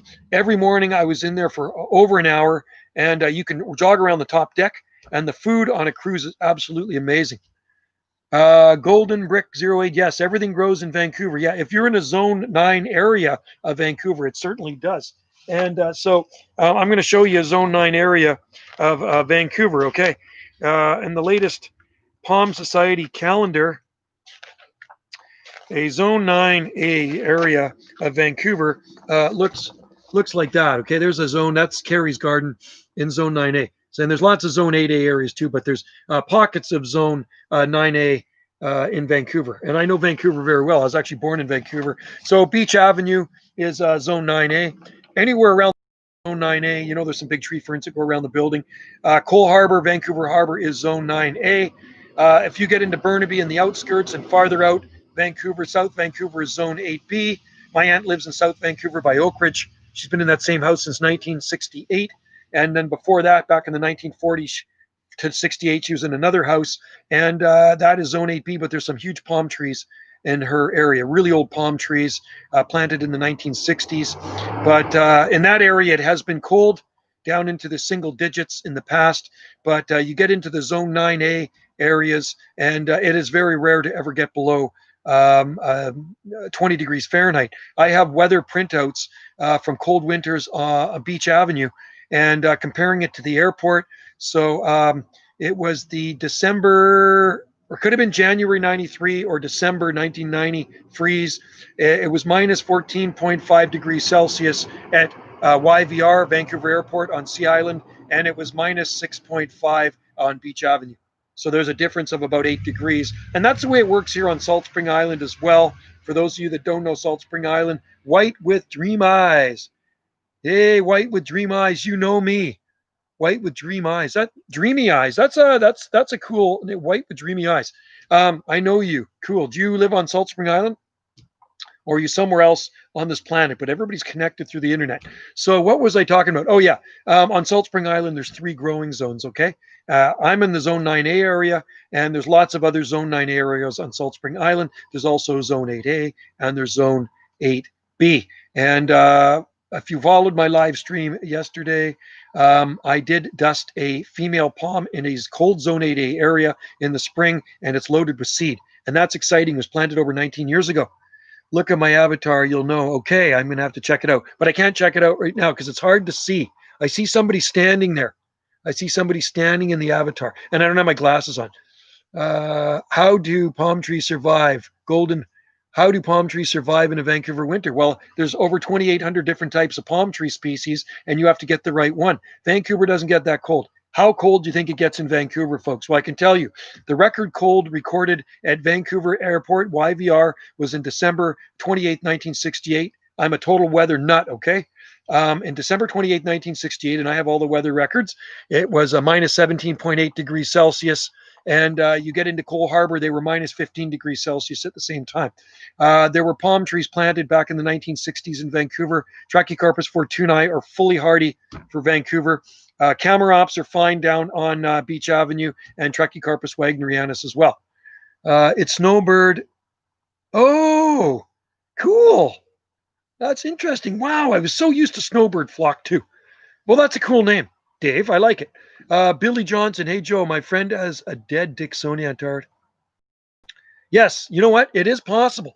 Okay, I'll tell you about Dixoni Antarctica tree ferns. Gerard Curry, one with 10 foot of trunk, died in his garden. And you know what he did? He planted another smaller tree fern that he grew from spores in the top of it, and it's rooted into this tree fern. And that tree fern is growing. It's got about this much trunk now growing out of the 10-foot trunk of tree fern. So yes, it is absolutely possible to do that. I'm going to tell you something about tree ferns. The most tender part of a Dixoni Antarctica or any tree fern is where the croziers emerge on the center crown. And most nurseries will never tell you that when they sell you a tree fern. Okay, so you're going to get these people that spend $20 a trunk inch on a tree fern because they sell them by the trunk inch, and they don't protect the center crown. You get a -5 or -6, and the center crown freezes, your tree fern's going to be dead. That's just the way it is. I don't care how old your tree fern is. So I always protect the center crown. That's the most important part. Don't worry about the fronds. The trunk is hardy, and here it's hardy, but the center crown, I put burlap in to be safe. New name, new beginning. Time for changes. Sweet. That is cool. I like it. So is it the same channel, Dave, but with a different name? So you're going to still have your gymnastic videos on there, and you're going to be the same old Dave, but with a new name. Interesting. Or is this just a whole new channel? New name, new beginning. Is it a new channel? Huh. Very, very cool. Well, I'm going to check it out for sure. Yeah, Dave's very good at gymnastics. Check out his channel. Very, very cool. Let's just see. Do palm trees grow in Washington?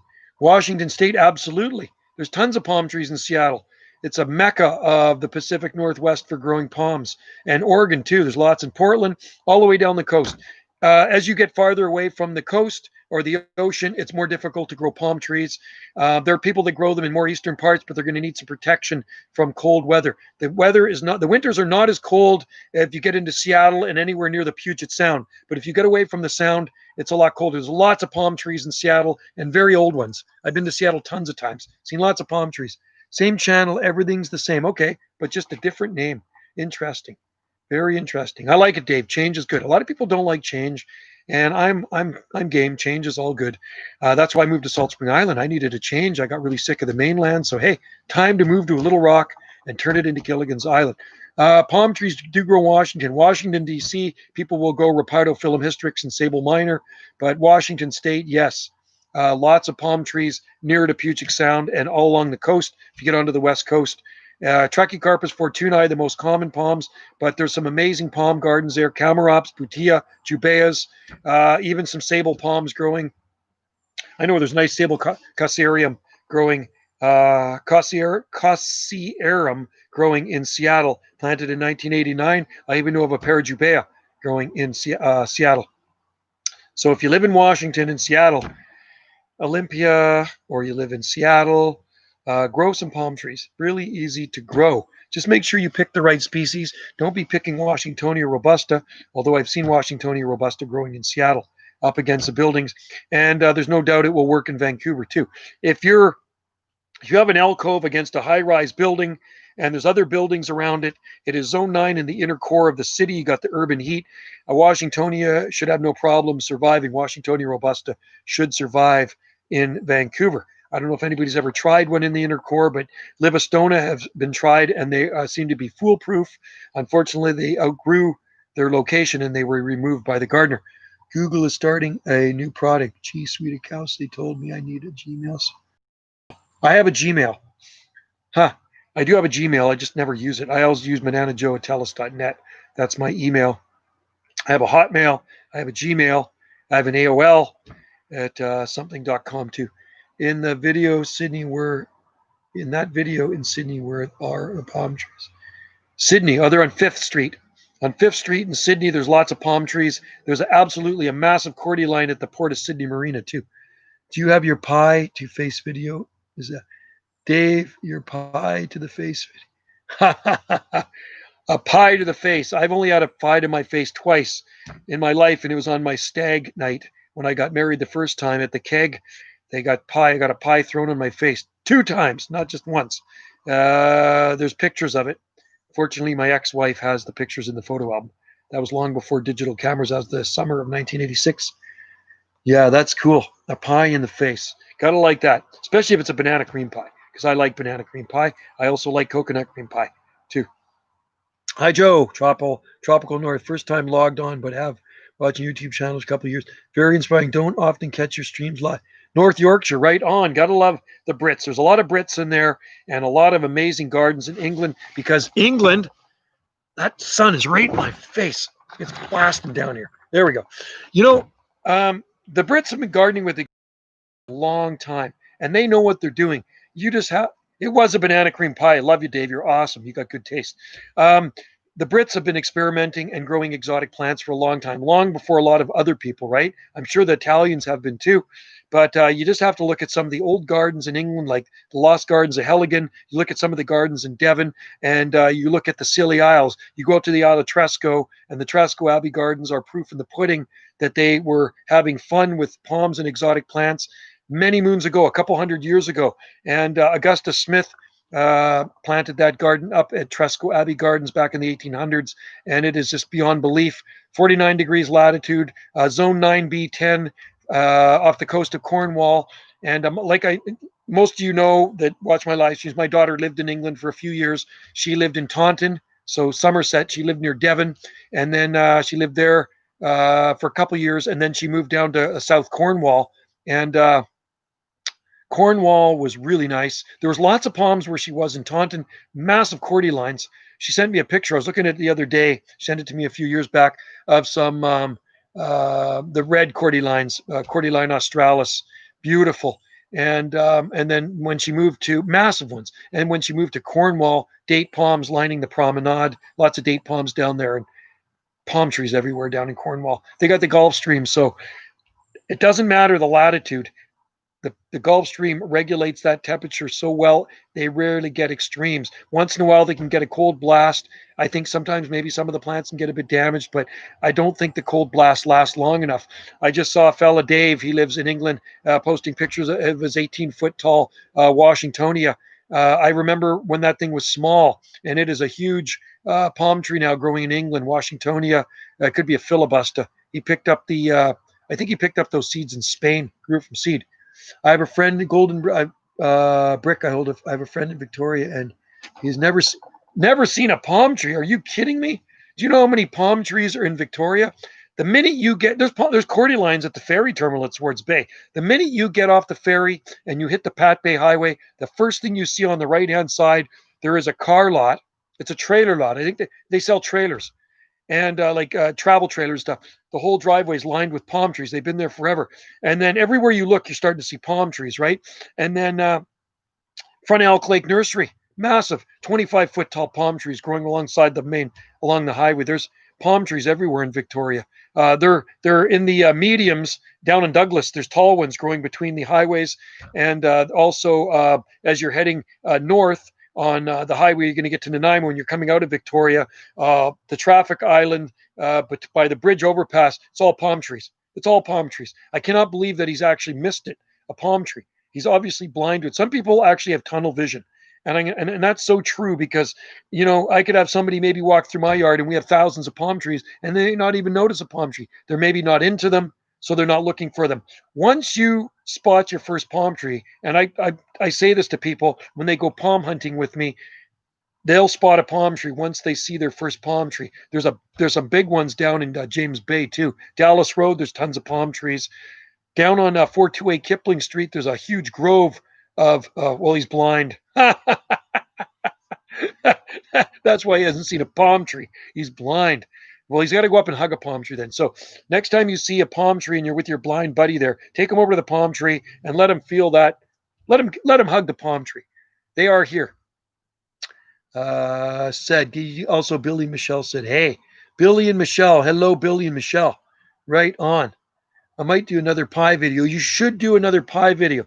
And make sure it's a banana cream pie. Although coconut cream too is good, Dave. Coconut cream pie works. What a waste of pie, though.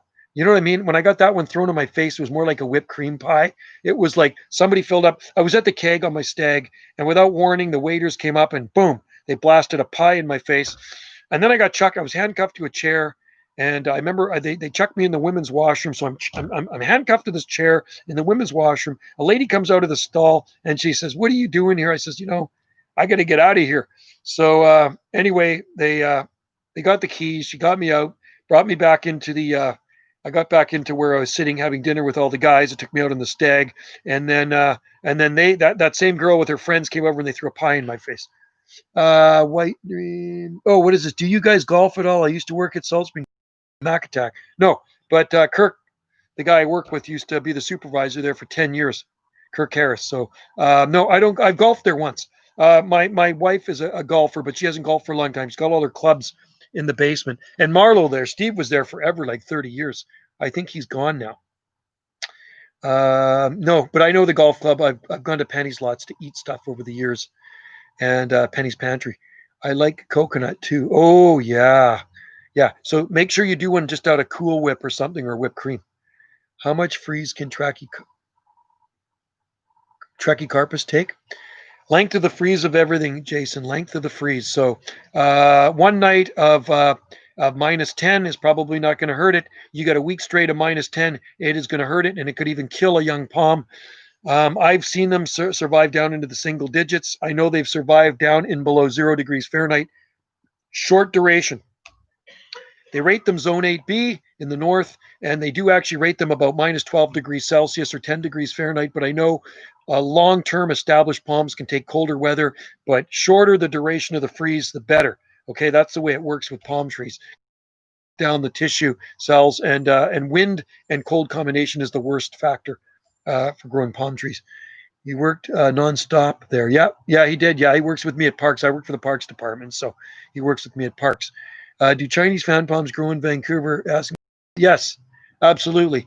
Chinese fan palm meeting Livistona chinensis or Trachycarpus fortunae, the Chinese windmill palm. I think, Golden, you're referring to a Chinese windmill palm. Chinese fan palm is a Livistona chinensis or Chinese fountain palm. They also work in up against the buildings in Vancouver in a sheltered area. There's streets lined with palm trees in Vancouver. Watch my videos on the Canadian Riviera. Go to my channel, Banana JSSI, and punch in palm trees in Vancouver, and you'll see how many palm trees are in Vancouver. There's streets lined with them. No, he's not. He's keeping busy with us, Mac Attack. He keeps busy with me at the Parks Department, but I'm sure he's going to retire soon. He just turned 60. He's going to be turning 65 in January, so he probably doesn't have much longer. With white dreamy eyes. White with dreamy eyes. I'm not interested in that suit account, by the way. They might come knocking on your door soon too. I'm not interested in that sweet account. Well, hopefully they come knocking on my door, and I could shoot another video and it'll go viral. You know what was crazy, and I don't really care about viral videos, but it was shot a video of that Chinese military, and it made the CTV news. I don't know if any of you watched that on the news a few weeks ago. So the video went from 785 views, and then I checked it, it's got like 27,500 views on it because it went on the CTV news. And they bugged me last year to use that video. Journalists contacted me because they saw 36 seconds of my footage. Nobody else captured these guys on footage. So I said, you know what? Fine, use my video. I don't care. I don't want to make any money on it. Just use it. It's YouTube entertainment. That's what it is. My videos are just here for free entertainment. And so the thing did kind of go viral. It went from 780 something views to 27,000 views just because it hit CTV. And I still get people emailing me, messaging me from Ontario and all over Canada, talking about this thing. Oh, we saw it on TV and this and that. It's like, well, I just happen to have my camera by me. And if I saw Bigfoot, I'm going to do the same thing. You know what I mean? If I see a Bigfoot run across the street and I got my camera, I'm going to be shooting a video of it. I never leave it. So if I see something strange, I'm going to videotape it. You're allowed to shoot videos in public anywhere. You know what I mean? So if you see something in video, it's in public and it's unusual, take a video of it. And if you can post it on here, do it. So if you put a windmill in a pot in the winter in zone 4, yeah, you'd have to bring it in. Yeah, in zone 4, there's no palm trees. Palm trees will not survive on their own anywhere east of the Pacific coast.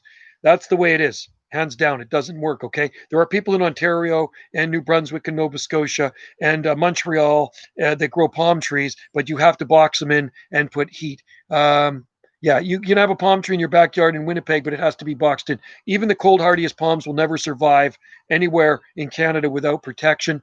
Maybe in southern Ontario, Point Pelee, up against a building, a needle palm might survive a couple of winters, but in a bad winter, I think it would probably get nuked. You have to look at the all-time low minimum temperatures. In the worst winter, it probably would get nuked. But yeah, there's nowhere else east of the coast they will survive without protection. It's fun to grow them, but you are going to have to protect them. Did you hear about those mysterious seeds? Yeah, a lot of people are getting them. Actually, a friend of mine here got some from China as well. I try not to order too many things from there, although I do like the plants that we can grow from there because these plants are from China. Chinese windmill palms, man, and they're awesome. A lot of people are getting these seeds, and I saw something posted on the Canadian gardening site that people are getting these mysterious seeds from China. Well, if they want to send me some rare palm seed or something, that's fine. But if there's some crappy flowers, I'm really not interested. I'm not a flower gardener. I've never really been a flower gardener. I like foliage. I'm a foliage gardener. I like big leafy exotic things. I like big leafy exotic perennials. I don't annuals, unless it's a really tropical plant like the one that's growing behind me. Where is it? Right there. That's an annual, but I don't really waste my time with annuals, and that's why Bouchard Gardens doesn't It's not my favorite place. It's a beautiful garden. Don't get me wrong, but they grow a lot of annuals in there. I like Van Dusen Gardens way better in Vancouver. It's perennials and it's way more exotic plants. What was the first palm tree you saw? The first palm tree I saw was for real was when I was 17 years old in December 1981. I went to California for 2 weeks. I drove down there with my friend. We did a road trip and I saw a date palm. It was in Northern California. We went to Redding, then we stayed in Red Bluff. I didn't see any palm trees there because it was late at night. And then we got up early in the morning, we drove, and it was a huge Phoenix canariensis. And I remember getting my picture, hugging it. I got lots of pictures of palm trees. So that would have been December 1981 when I first saw a palm tree growing out in the open.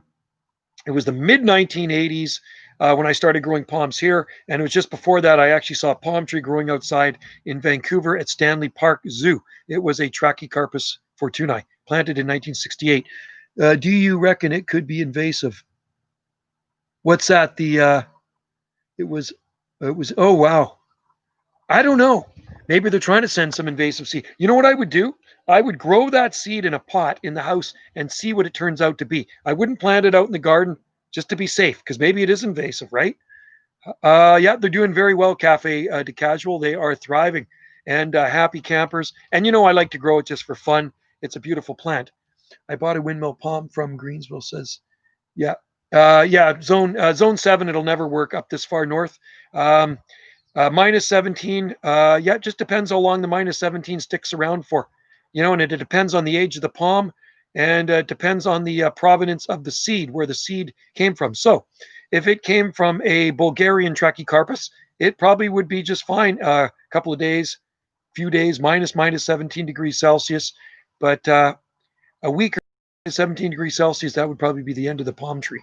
I think it would freeze. But anyway, plant it and put it to the test. Speaking of Stan, did you know that there are no more swans? What happened to the swans in Stanley Park? I used to love going to Stanley Park. I spent a lot of time there when I was a kid. And even up into the 80s there, we used to go a lot.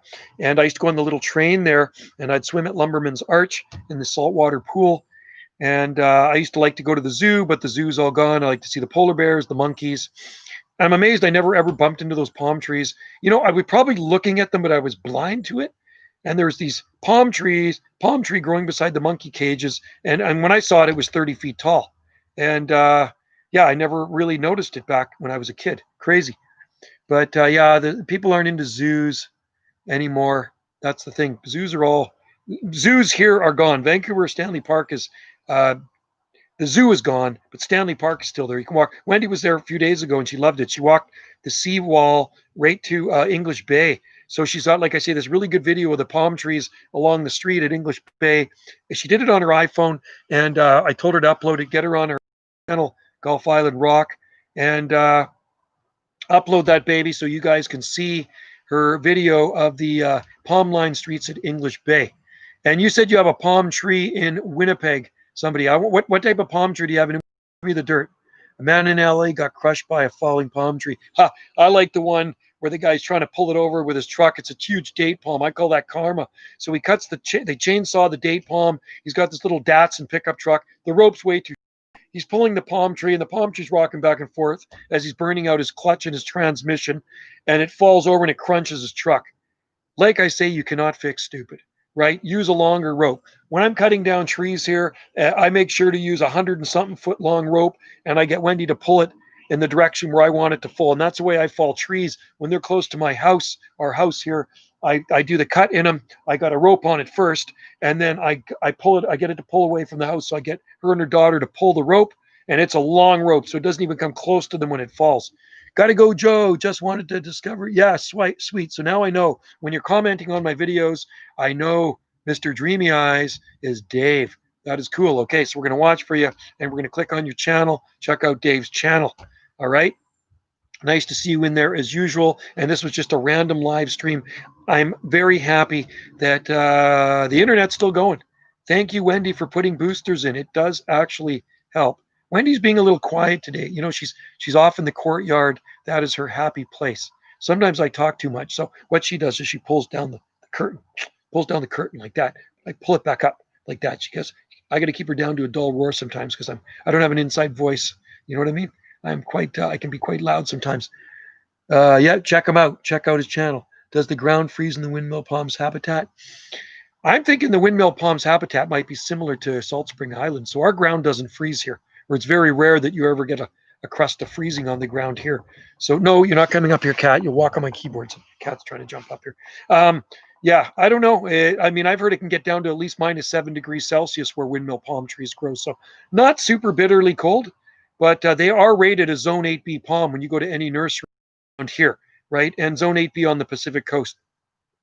And I've grown them long enough to know how much cold a windmill palm can handle. I definitely have. A palm tree trunk can weigh up to 1 ton. The heaviest palm tree I moved was 1,750 pounds, and it was a windmill palm. It had 19.5 feet of trunk on it, and I've moved some very big palm trees. I had to use excavator and a crane truck to move them for the customer, and I know it weighed that much because the crane truck had a digital scale on the side, so he could know how much he was lifting at the time without going overweight, right? So yeah. I've moved some very big palm trees for people over the years. I've planted a lot of palm trees, and I've transplanted a lot of big palm trees for customers, and it transplanted like a piece of cake if you have the right equipment. You never get that one out by hand, although there was a big one they took out years ago. A bunch of our Palm Society members had a donation. What's the biggest palm tree I transplanted? It had 19.5 feet of trunk on it. I did that one in 2000. I think that was 2006. One day I was working out on the sports field. I was mowing the sports fields out Portlock Park with the tractor mower, and one of the local real estate guys came up to me, Miles, and he says, "Hey Joe, I need to hire you to move a palm tree." And I've moved lots of palm trees, and so the guy that he sold this house to a guy. At the entrance of the house of the front doors, there's 2 palm trees. One had 8 feet of trunk. The other one had 19.5 feet of trunk. The guy didn't want him. He says, "If you don't take them, I'm going to cut them down. If you don't want them, I'm going to cut them down." Miles says, "Sure, I'll take them." So that's why he hired me to move them. So I hired a guy with a crane truck, hired my friend with a mini excavator, and we dug them out. And within 4 hours, I had them moved to the new location. And like I said, that one was 1,750 pounds, the big one, and the smaller one was 1,100 pounds. Took a good root ball with them, had the soil prepped, the hole prepped. You always got to prep the hole where they're going to go. Had a pile of topsoil there. Bottom had it all top dressed in the bottom of the hole with the soil backfilled. Soaked it down like mud. Popped it in there with the crane truck. That big one made the paper too. It was dangling on the crane, and the guy from the paper came and took a picture of it. So it was in the paper. It was suspended in air. It had the crane holding it up in the air. It was kind of cool. How many people did it take to? No lift. It was a crane, man. We used a crane. I used a crane trucks for the big ones. And then I planted all the palm trees at the Seabreeze Inn around 2000, the year 2000, 2001. I did it with a guy that worked there. Paul, we used a mini excavator to put those ones in. And there's I don't know if there's about a dozen. There must be a dozen Trachycarpus palms there. You can see them along the main drag. There's some big ones there. So yeah, no, the biggest one I moved by hand had 10 feet of trunk. I moved 2 of them with 10 feet of trunk. And to get it into the back of my truck, Wendy's son, his friend, and then 2 other guys and me. So there's 5 of us. There's 5 of us that took us to get into the truck. It was so heavy, it weighed over 1,000 pounds, and it's doing very well. I moved that one there, I guess 5 years ago, something like that. It's doing very well. And the one that we moved beside it a couple of years ago was very stressed because I couldn't get a big root ball with it. But the big one we took, the 10-foot trunk with the big root balls, done very well. The other 10-foot trunk one we took with a smaller root ball, not doing so well, very, very stressed. It was growing under a Japanese maple tree, so I had to cut a lot of the roots off. The winters in Alberta have been mild in December, and it could rain. Yeah, cool. I don't think in my future. I think it's going to be a long time before windmill palms will be growing in Alberta. It's a zone. I think the highest zone in Alberta might be zone 4, maybe in Lethbridge, maybe something like that, I guess. And I don't know of any windmill palm that can survive that. But maybe in the future, if there's such a thing as global warming, I have an open mind.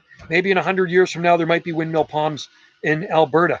I mean, who would have thought that palm trees would grow here on the coast? But they do, and they have been growing them on the coast here for a long time. But The coast is much different than everywhere else in Canada. We have the North Pacific Current, and we have the offshore Japanese Current, and it really does keep things regulated here. And you know, there's lots of palm trees in the West Edmonton Mall. I've been there. I've been to Edmonton a couple of times in the summer, and you could grow a palm tree there if you're willing to box it in and put some heat with it. Do it. How about Trachycarpus fortunei? No, they hate them. They hate strong winds, especially cold winds. They're going to survive strong winds, but you're going to find it's got a lot of browning on the frond tips. It buggers up the fronds a lot. And thank God, where we here on Salt Spring, where we live, strong winds are nil. You know what? And especially cold, strong winds, they are nil. We don't get any here. Look at how flawless these fronds are. Look, go stand over here, man. They're flawless. Look, you don't see any browning to the tips of the fronds or burning out. You don't get any cold winds in here. And the butea as well, and the eucalyptus trees. Even after a cold winter day, if you have, it can be outflow winds on the mainland and blowing to beat the band. And in here, it's barely moving. It's amazing when I watch the news. I'm watching the news, and you know, they'll have these cold outflow winds blowing out the valley, and I'll step outside here and there's nothing, man. It's a night and day difference between there and here. You have to experience it to know what I'm talking about. I lived out there, so I know. That's why I moved here. Yeah, well, you have to. It's just otherwise they're going to freeze, right? There's like I said, there's no palm that is going to grow outside east of the Pacific coast that's going to grow on its own. Even the hardiest palms are going to need protection. I mean, I'd like to see somebody prove me wrong. I know they planted one, the Parks Department planted one in Nova Scotia and Halifax. They boxed it in, and it still looks like it's near death to me. It looks terrible. It's got a couple of fronds sticking out on top. I got a friend that lives there. I got more than one friend that lives in Nova Scotia, and I've shipped hundreds and hundreds of my seeds and palms to Nova Scotia. And Michelle posted a picture of it not that long ago, and it didn't look good, man. They boxed it in, and it still looks like it froze pretty bad. It's a palm tree, in my opinion. If you're going to box it and do it right, like James boxes his in, and his palms look really good. A palm tree should have a lot of fronds on the top. The more fronds on the top, the healthier the palm, I say. You should never cut off green fronds because palms don't lose green fronds in the wild, okay? It's not a good practice. It's actually hard on the palm trees. Unless you're going to transplant them, then you can cut the fronds off, right? But I only cut fronds off if they go brown, and it's rare that they go brown, but these things have fronds from top to bottom. That big one right there has fronds from top to bottom on it, and that's the way they look good. So yeah, you're in Ontario, you're always going to have to box them in. The mildest growing zone in Ontario is Zone 7A, and that's down in Point Pelee and Windsor. And you're still going to have to protect them really good down there because the freezes are brutal there. You also are subject to cold winds, and the freezes are prolonged. See, when we get a freeze here, it's not prolonged, and it's rare that we ever get below 20 degrees Fahrenheit. In Zone 8 B areas, yeah, they'll get into the teens. They'll get down to 15 degrees, but it's short-lived. Freezes here are short-lived. Yeah, we can get snow. We can get dumped on with snow here on Salt Spring. You know, sometimes I think we're actually in the snow belt because the cold air, when we do get a cold blast, you get this cold, dry Arctic air that comes out of the Gulf of Alaska and infiltrates our southwest coast, especially here over the Gulf Islands. And you get this cold, dry air that mixes with the warm, moist Pacific air, and it's in the form of snow, and it picks it up off the ocean, and then that moisture turns into snow. So we get this wet, terrible, sticky snow here. That's the only thing I really dislike here on Salt Spring is when we get wet, heavy snow. But thank goodness it doesn't last long. Snow goes quick. You know what I mean? It melts fast here on Salt Spring Island. Is it possible to graft a palm? No, I don't think so.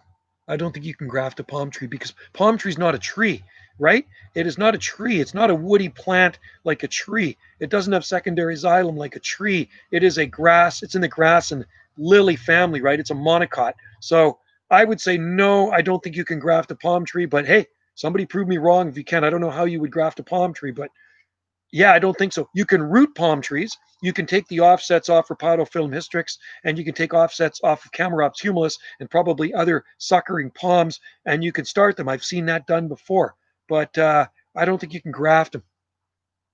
We had temperatures to minus 18 in the winter. It's cold quite a few weeks. My truck is there with no damage.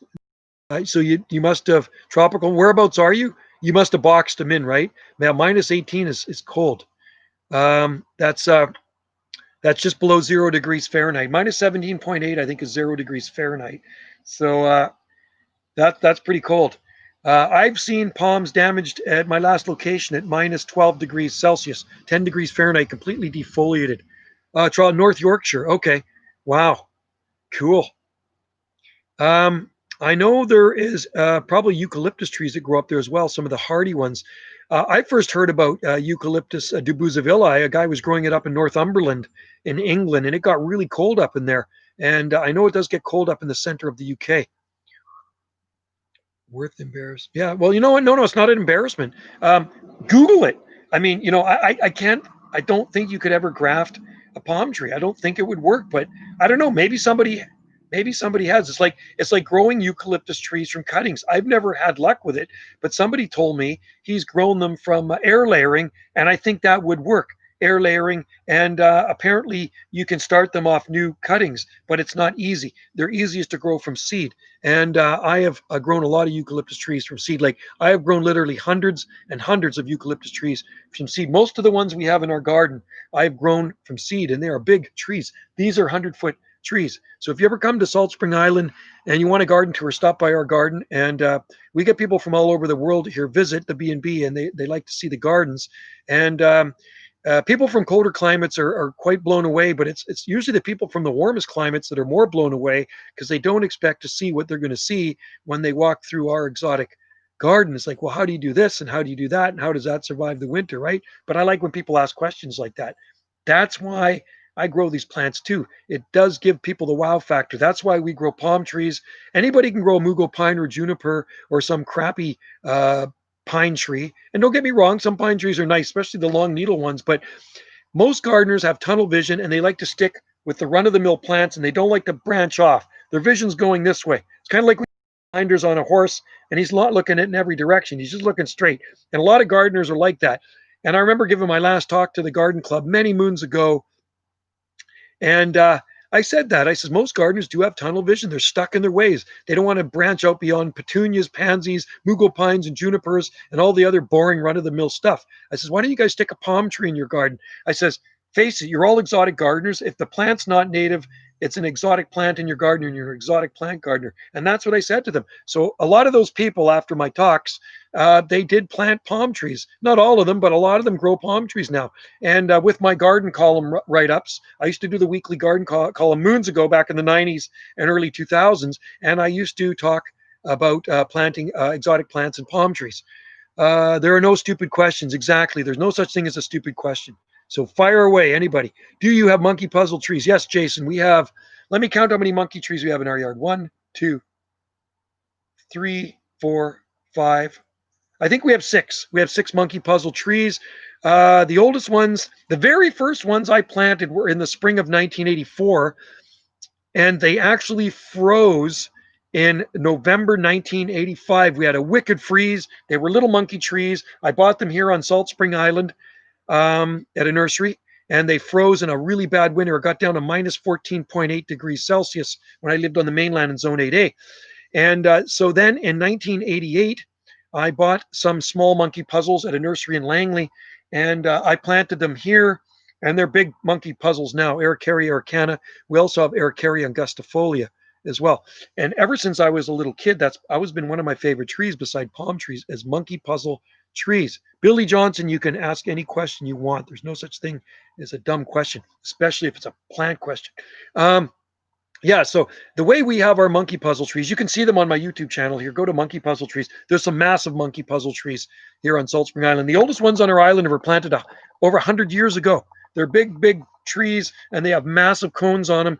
Have these gigantic cannonball-sized cones, and with the male nearby, they're going to be pollinated, and you're going to get seeds in there. And I've grown them from local. There's a guy on our island that has about 800 or 900 monkey trees on his property. He has a monkey tree forest. Okay, Jim, the monkey tree man, lives on the very south end of the island. He's been on this island for decades. And he's the type of guy that would like to reforest with monkey trees. I'd like to reforest with palm trees and redwoods, right? And I got some seed from Jim years ago, and I grew them from seed some, and I traded him some palm seed from. But Jim has a monkey tree forest, and ones that he grew from seed over 40 years ago. When you talk about cold winds, it is because it will dry out. Yes, it desiccates them. It will freeze dry them in no time. If you have minus 10 degrees Celsius with a 40 to 60K wind blowing, kiss your tracky fronds goodbye. It will freeze dry them. I've seen it happen pretty much instantly in front of my very own eyes. February 4th, 1989, I lived on the mainland in Zone 8A/8B. They said a bad freeze was going to come in that evening. And I really didn't want to believe them, but I wrapped the trunks in burlap anyway on my trackies.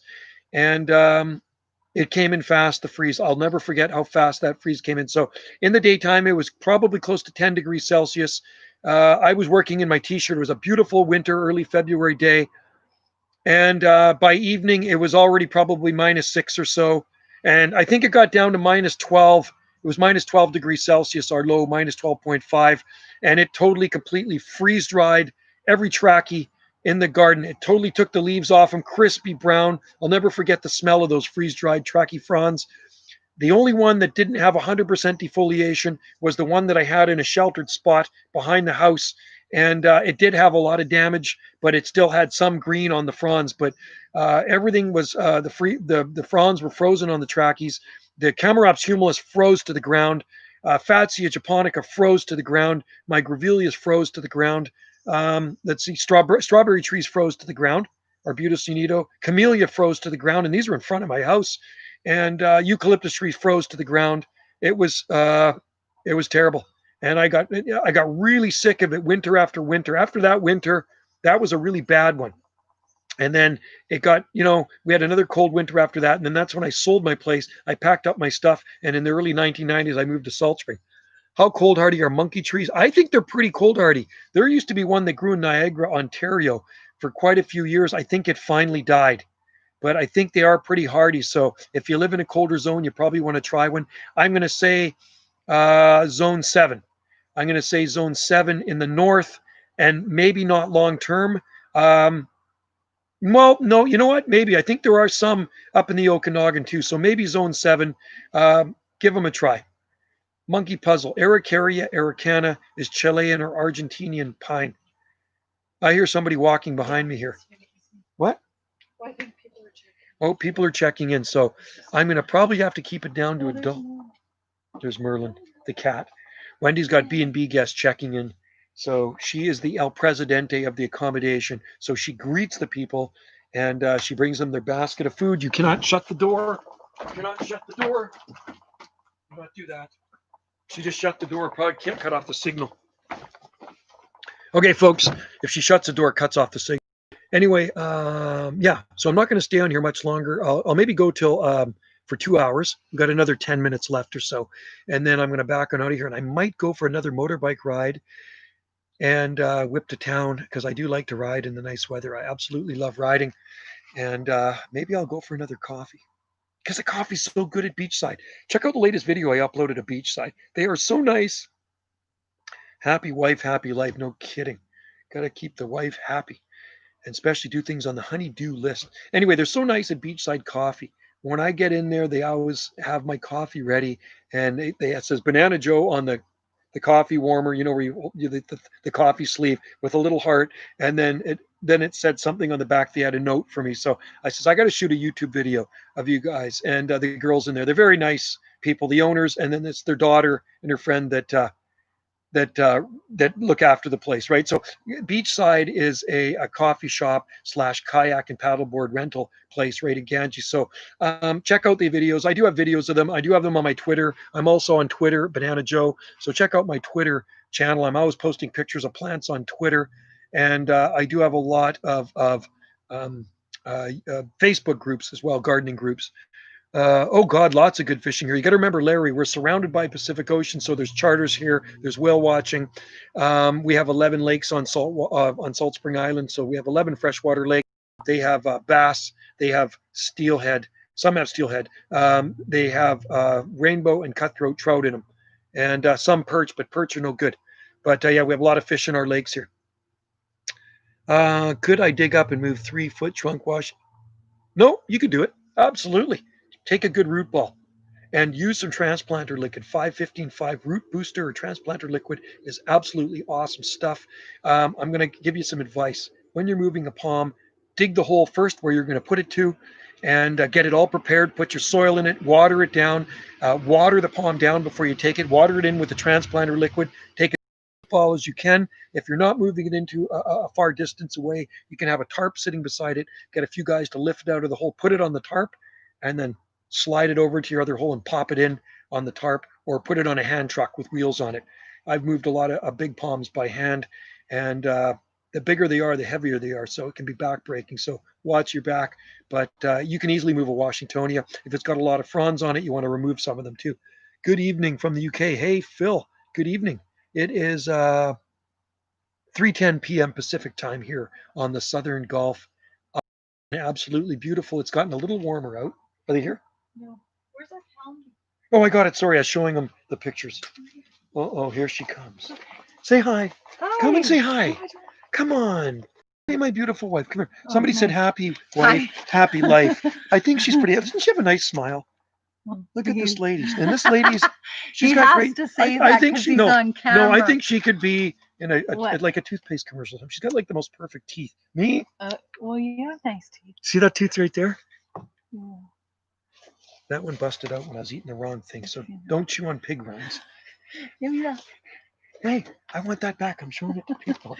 You got a tattoo. She tattooed No, herself. I didn't. Oh. It's Kate. So anyway, she's done a lot of the tattoos on me. So August. she's a pretty mellow No, lady. not yet. I don't know how she Haven't puts. checked in yet. Hi, Wendy. Okay, Macatac says hi, Wendy. Hi, Matt. And Matt. yes, she does. See, you got nice teeth. Benny Yeah. says you have nice teeth. Who says? See, Is he I the said you have nice dentist? teeth. No, well, no, but I said she's got I nice. have to get to the doctor. See, look at those teeth. Look at that kisser. Oh, I love this lady. I love this lady. She's a great gal. And I don't know how she puts up with me, really, because I'm kind of a crazy guy to live with, aren't I? Yes. Yeah, and I'm quite loud. Yes. I can be obnoxious sometimes. Sometimes. And I say random things, but I say too. random things to get shock value. It's a shock value he thing out of does. people. So she's not surprised anymore. I think the very first time when I said that, she's like, I can't believe you said that. I'll say that to not get, really. but I say stuff to get a rise out of people, just to get a Only reaction. you don't say mean. No, I don't. Mean. I don't say mean things. I'm It's not just usually funny, but or it's silly, stupid things, or- right? So I'll say random crazy things because I like to see what the next person's going to do, right?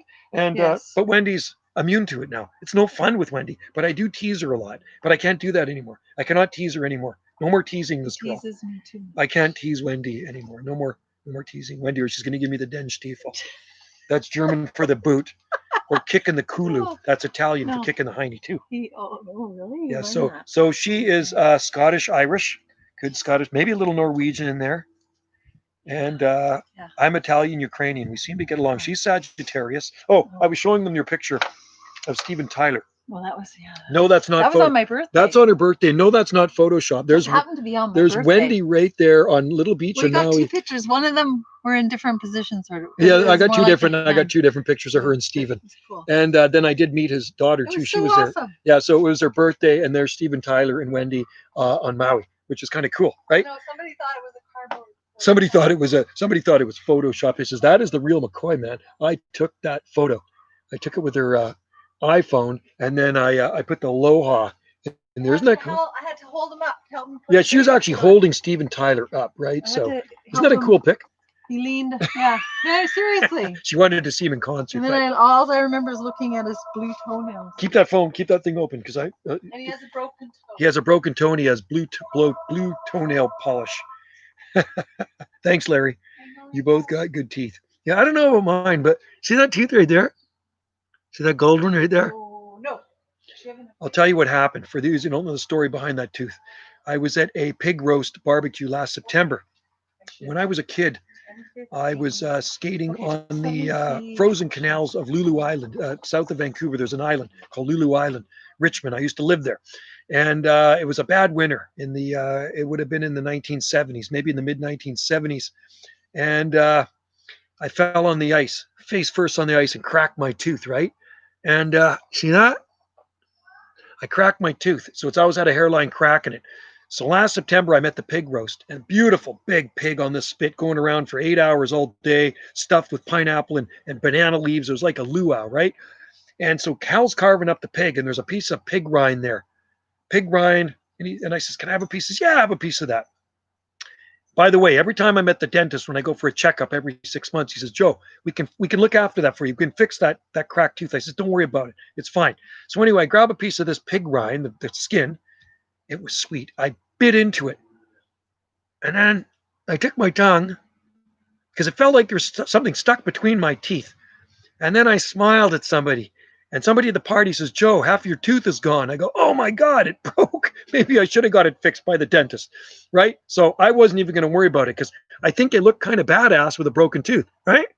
So anyway, I'm at the dentist. Wendy says, you know what, we got to get that. You got to get that fixed before you go to Maui. It didn't hurt though. Honestly, it didn't hurt because it didn't hit the nerve. It was just before the nerve. But leaving a broken tooth is not good because it eventually could decay, and it was probably very close to the nerve, and that's painful. I've had a toothache before. So I went to the dentist, and he says, yeah, what do you want, a porcelain tooth, a gold tooth, or white gold tooth? And I said, what's hard? He says, white gold is good. I said, so I got a white gold tooth. So they made several molds of my teeth, and then I guess it was probably about 2 weeks later, it came about 3 days before I left for Hawaii. And I go to the dentist, and he brings his jewelry box up to me. I'm sitting in the dentist chair, and he opens it up, and it goes to this guy in Vancouver that makes these teeth.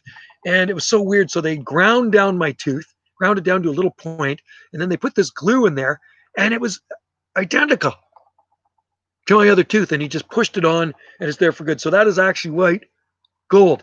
The problem is, I'm covered by medical and dental everything. I got a government, I work for the Parks Department, right? So I got good benefits, but it did not 100% cover that tooth. It only covered half of it. And that was an expensive tooth. I could have bought, put it this way, I could have bought a nice Jubea chilensis for the price of that tooth. So, but you know what? He said, are you sure you want a gold tooth in the front? I do. You only live once. So I got a gold tooth in the front. And put it this way, I paid $700 and something dollars. I paid half. So it was 1,400 and some bucks for that tooth. So I don't know what's going to happen if I break another tooth. Maybe it'll just stay broken. Yeah, I know. I wish it would have covered the whole thing. The rest of my stuff is covered, but a porcelain one probably would have been covered. But because this is more like a cosmetic thing, thanks, Phil. I went for the gold, and why not? Gold's a little bit more fun.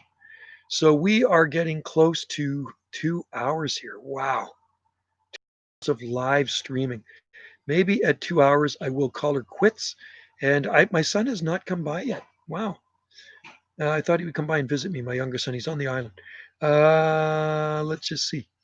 I got 2T Nova fast. Oh, no, Nova, cool. TTL seem that way to mine are a little slow. Is that right? Nova, that's the Trachycarpus Nova. They got nicer fronds on them, don't they? And longer petioles, right? I don't know if we have Nova here. We got Winson, got a lot of Winson, and we got a lot of them in seed flats. We got a big one in the garden, planted it 17 years ago. What's the difference between this channel and your other? Jungle Joe C has thousands of videos on it as well, and lots of subscribers, and not as many subscribers as this, but it's gardening. It's pertaining to gardening, and there's also a lot of viewer discretion videos. So you have to log in with the confirm your age to watch them, because there's a lot of Little Beach videos on there. And so it's a more risque channel. If you want to watch it, that's up to you. But yeah, I upload on that one pretty much every day as well. I started that one, I think in 2011. I think I started that one in 2011. I started this one in early July 2010. And then BJ616, I started in 2000. My original YouTube channel, I started in 2008. And then I started this one in early 2010. But yeah, I upload to that one quite a bit. I'm always putting videos on that one as well. And there's a lot of garden videos and travel videos on Jungle Joe C. So check it out if you're over there. And I actually have done live streaming on that one as well. I've only done one live stream on that one. So I'm going to have to do another. Maybe I'll do another live stream on that one. So we got less than 2 minutes left. And then I may have to pull the plug, my good friends, because it is 3:18 p.m. Pacific time here.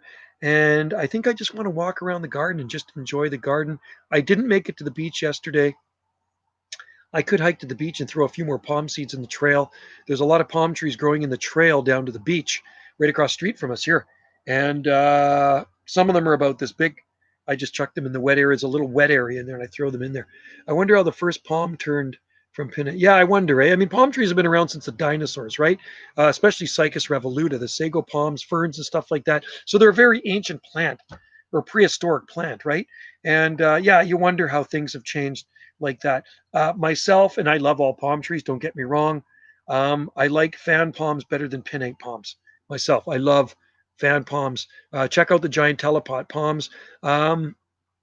Have the videos on this channel or on my other channel up at Lion Arboretum on Oahu. I got some really good palm videos on Jungle Joe C. So check it out. Check out that channel. And Wendy's got lots of palm videos and cool videos on Gulf Island Rock. So golf is one word, and Island Rock is another word, right? So golf is Wendy's YouTube channel. And stay tuned for a video she just shot down in the Canadian Riviera, Vancouver. Lots of palm trees in Vancouver. So if you ever get a chance on our coast, visit Vancouver. Joe, do you like? I do like them, Phil, but I'm not going to do it to any of mine. I'm not going to do it. It's like I say, it's like stepping out in a cold winter day without a warm jacket on. And I think if you get the worst winter ever, record-breaking cold, that could be maybe detrimental to the palm. We haven't found out yet. We haven't had any record-breaking cold winters here since the 1960s, right? So late 1960s. So I don't want to find out, and I don't know. There's a lot of them in town that are stripped, and I know some big ones in a garden. There's some 20-footers in a guy's garden that are stripped, and he's actually quite high, and they look well. They look really good. He planted them probably 30 years ago, and they are bare trunk trackies all the way from top to bottom. Cycads go back to the Jurassic time, yeah, the Carboniferous age, and we have a lot of cycads in our garden here. Not big ones, but we do have I think 5 or 6. 1, 2, 3, 4, 5, 6. We have 6 cycads in our garden here, and yeah, they're pretty tough plants. They stay out year round here, and they seem to be okay. Pretty slow growing. We got some that are flushing out right now in front of the B&B. On either side of the B&B door, we have cycads in pots, just in clay pots, and those ones are flushing out nicely. I hit them with some slow release palm food, and then I hit them with some of that, some of this stuff here. See that? I don't know if you can see it. I showed you guys yesterday. Anyway, it's Miracle, and it hooks up to the hose. It's pretty awesome stuff. So if you want easy fertilizing system, get the Miracle Grow that hooks up to the hose. Here, flip it around, and I'll show you again. Missed out on it. This one here. See, get up close, and that is a really nice system. And you just pull the trigger on it, and the trigger will lock. And then you can flip that to feed like this. You see, and then you can go to shower down here, or sorry, the nozzle has the different settings on it. See, jet, stream, shower, flat. So this is a really good one. You can probably get that at Home Depot, Lowe's, maybe Fred Meyer if you're in the States. Maybe even Walmart sells it, but the fertilizer's here, and you just unscrew the canister and pop in a new one. It's really good for the bananas, and that's why Hal's bananas are so big down the road. He's been using this, and I said, "What's your trick, Hal?" I mean, I don't have to call that guy Banana Hal now. His bananas are massive, and he just hits them with these every week. They are absolutely awesome. So try this, folks. It's you won't be disappointed in it. It's a really easy way to fertilize. You know what? I've been fertilizing everything with it too. It's a really great system. I'm glad somebody invented it because it makes our life easier. I've been alive for 2 hours and 2 minutes. Yesterday, 2 hours and 15 minutes. Is there a psychic that survived minus 20? I don't think so, Jason. We have Cycas panchuensis from China, which is pretty hardy. By the way, your videos made me want to move to Salt Spring. I watched your video. Isn't that funny? You want to know something? You're not the only one that's told me that. I know people from Ontario that have moved here from watching my videos. They first visited and then they fell in love. And a couple of our very good friends, and they gave me their Ontario plates because Wendy likes to put plates on the garden shed. And they said, "Here you go. We're handing in the plates to you." And they got their BC plates, of course. And they grow palm trees because they love palm trees so much. They fell in love with Salt Spring, so they moved here from Ontario. This is their 3rd summer here now.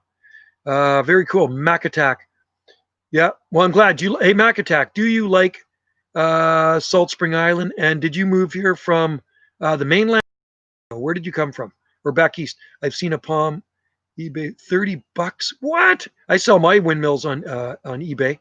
cheaper than that. When I worked at Uptown Pharmacy, I was talking to the pharmacist. I didn't want to. You can bug me anytime you want. Anytime. Yeah, it is. Tired of Ontario. Yeah, well, you know what? Seriously, as many of you think Ontario is the greatest place in the world, and don't get me wrong, it probably is a really cool place. When you come to Salt Spring Island, most people that come to Salt Spring Island don't want to leave. That's just the way it is. And I'm not bragging about Salt Spring Island. That is the truth. Salt Spring Island is much different than the rest of Canada. It is a very, very interesting and laid back place. People here are very different, very friendly. You'll like the winters. If you're a gardener, you can grow stuff year round. I moved to Salt Spring Island from Niagara Falls. Sadly, I had to move back to Ontario, but I want to back, so I consider it home. Ontario, didn't want to leave. Yeah, so Mac Attack from Ontario, you fell in love with Salt Spring. Mac Attack, did you see the palm trees on Salt Spring Island? You know, a lot of those I plant, right? I plant a lot of palm trees around Ganges. Next time you're on Salt Spring, Mac Attack, look me up and I'll give you a tour of our garden, preferably in the spring and summertime when you got some things blooming here, really nice blooms. We do have things blooming in the winter as well. But would you say Salt Spring's quite a bit different than Ontario and the winters? And how about the summers? What are the summers? Okay, so this is an Ontario person. We're going to get it straight from the horse's mouth. What are the summers like in Ontario? Do you like them or not? Do you like this? Do you like the summers on Salt Spring, or do you like the summers in Ontario? I know the summers in Ontario, from what I hear, are very hot and humid. Here it's perfect. It's perfect. This is the happy medium. Okay, you don't sweat to death. You don't death, and there's no bugs. There's no bugs. You don't see me slapping myself. It's a very nice climate here. Yes, I've tried Cherryville Riverside back in the 1980s, and it survived 5.4 degrees Fahrenheit. I left it at my last location. Imported it from Southern Cal. Yeah, yeah. There you go, Mac Attack. Mac Attack. Come and visit me sometime. I tell you what, when you visit me, I'm going to send you home with a palm tree, okay? I'm going to give you a crap load of palm seedlings to take back with you, and I'll give you some seed, okay? So you look me up, and I'm on Facebook, Banana Joe. Look up Banana Joe on Facebook. I'm easy to find, or message me here on YouTube, and I will give you some palm seedlings to take back with you to Ontario. So hopefully you'll come back to Salt Spring Island and settle down here. Ontario gets worse. It's extreme. It is very extreme, and most of Canada is very extreme. In this part of Canada, there's no such thing as extremes. Yeah, you will come here and visit Mac Attack, and I will set you up with some palm seedlings. I have right now about 10,000 coming up in the prop house, and there's no shortage of palm trees here, so I would gladly give you some palm seedlings. Humidity is lovely. Yeah, that's what I'm not told that. I'm told by Ontarians that move here. That's why they moved away. The summers are not good and the winters are worse. So I don't know. I've never experienced that, and I don't think I want to experience. But maybe one day I'll check out Ontario. I mean, there's lots of beautiful things in Ontario, but the summers would probably be too hot for me, and the winters would be way too cold for me. I lived in Zone 8A, and that was cold enough for me. It was actually Zone 8A, 8B where I lived. And, it gets so cold where I used to live, some winters, your face would freeze and you couldn't talk. I remember my mouth freezing. It was too cold. That doesn't happen here. It does not happen here. There's a guy on Salt Spring, and I can tell you, and I see him all the time. He's a good friend of mine. And all the years I've been here, nearly 3 decades now, I have never, ever seen him wear a jacket in the wintertime, ever. He wears a t-shirt, and there's people here that wear shorts year round. I used to be one of those crazy people, but as I get older, I get more aches and pains. And yes, our winters are damp. I am a gardener and maintenance guy for the Parks Department, so I garden year round. We're mowing year round here, right? And I wear long pants now because I don't want too many aches and pains. My uncle's in Tennessee, and it gets 15 to 10 degrees every. Yeah, oh yeah, I can get cold in Tennessee.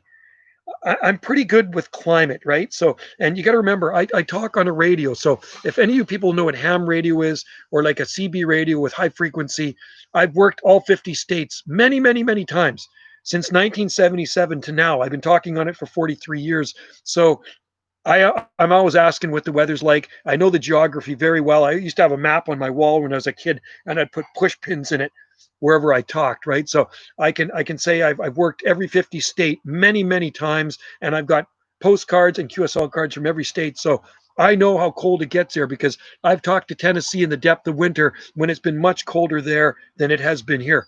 way colder there than it's ever will get here. I've talked to Florida in the winter months where it has been colder there than it has been here. It's crazy, but the difference is in Florida, they heat up quick.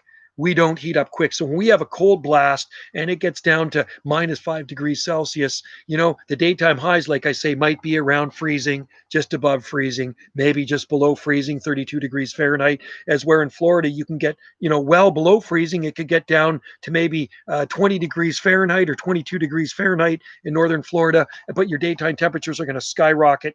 They could get up to 50 degrees Fahrenheit in the daytime, and that's what latitude does. That's the difference between latitude, right? You get the heat units, and then here we don't get those heat units in the wintertime. Wintertime, we don't get a lot of heat units.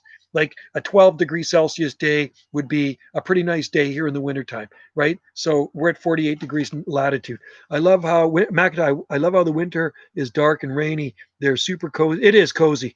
Yeah. I had to do some shoveling, but it goes fast, Mac Attack. Snow never lasts long here on Salt Spring Island. And if you're right by the ocean, well, you know what? You may get a skiff of snow or you may just get rain and it could be snowing up the hill.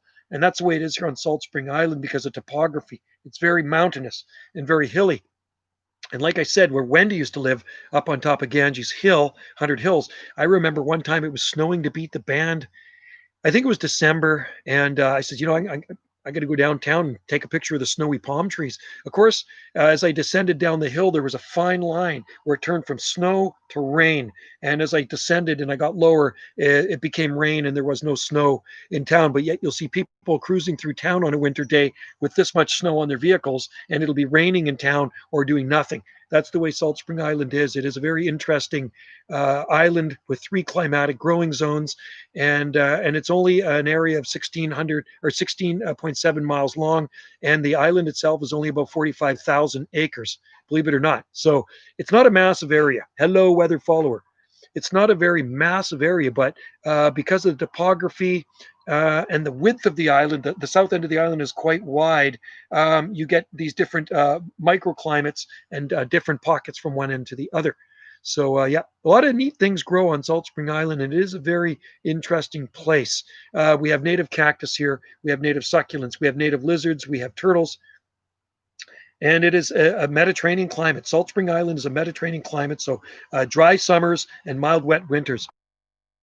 Love the microclimate. I live right. Yeah, Ganges is a good spot, and there's lots of nice things that grow around Ganges. And any time of the year, you can see things blooming. I've got videos of roses blooming in January in Ganges.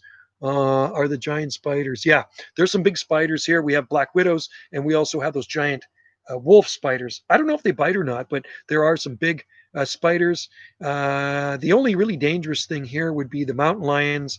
There are mountain lions on Salt Spring, and they're always here on Salt Spring Island, but they kind of go in inconspicuous areas. They don't want to be seen, kind of like the elusive Bigfoot.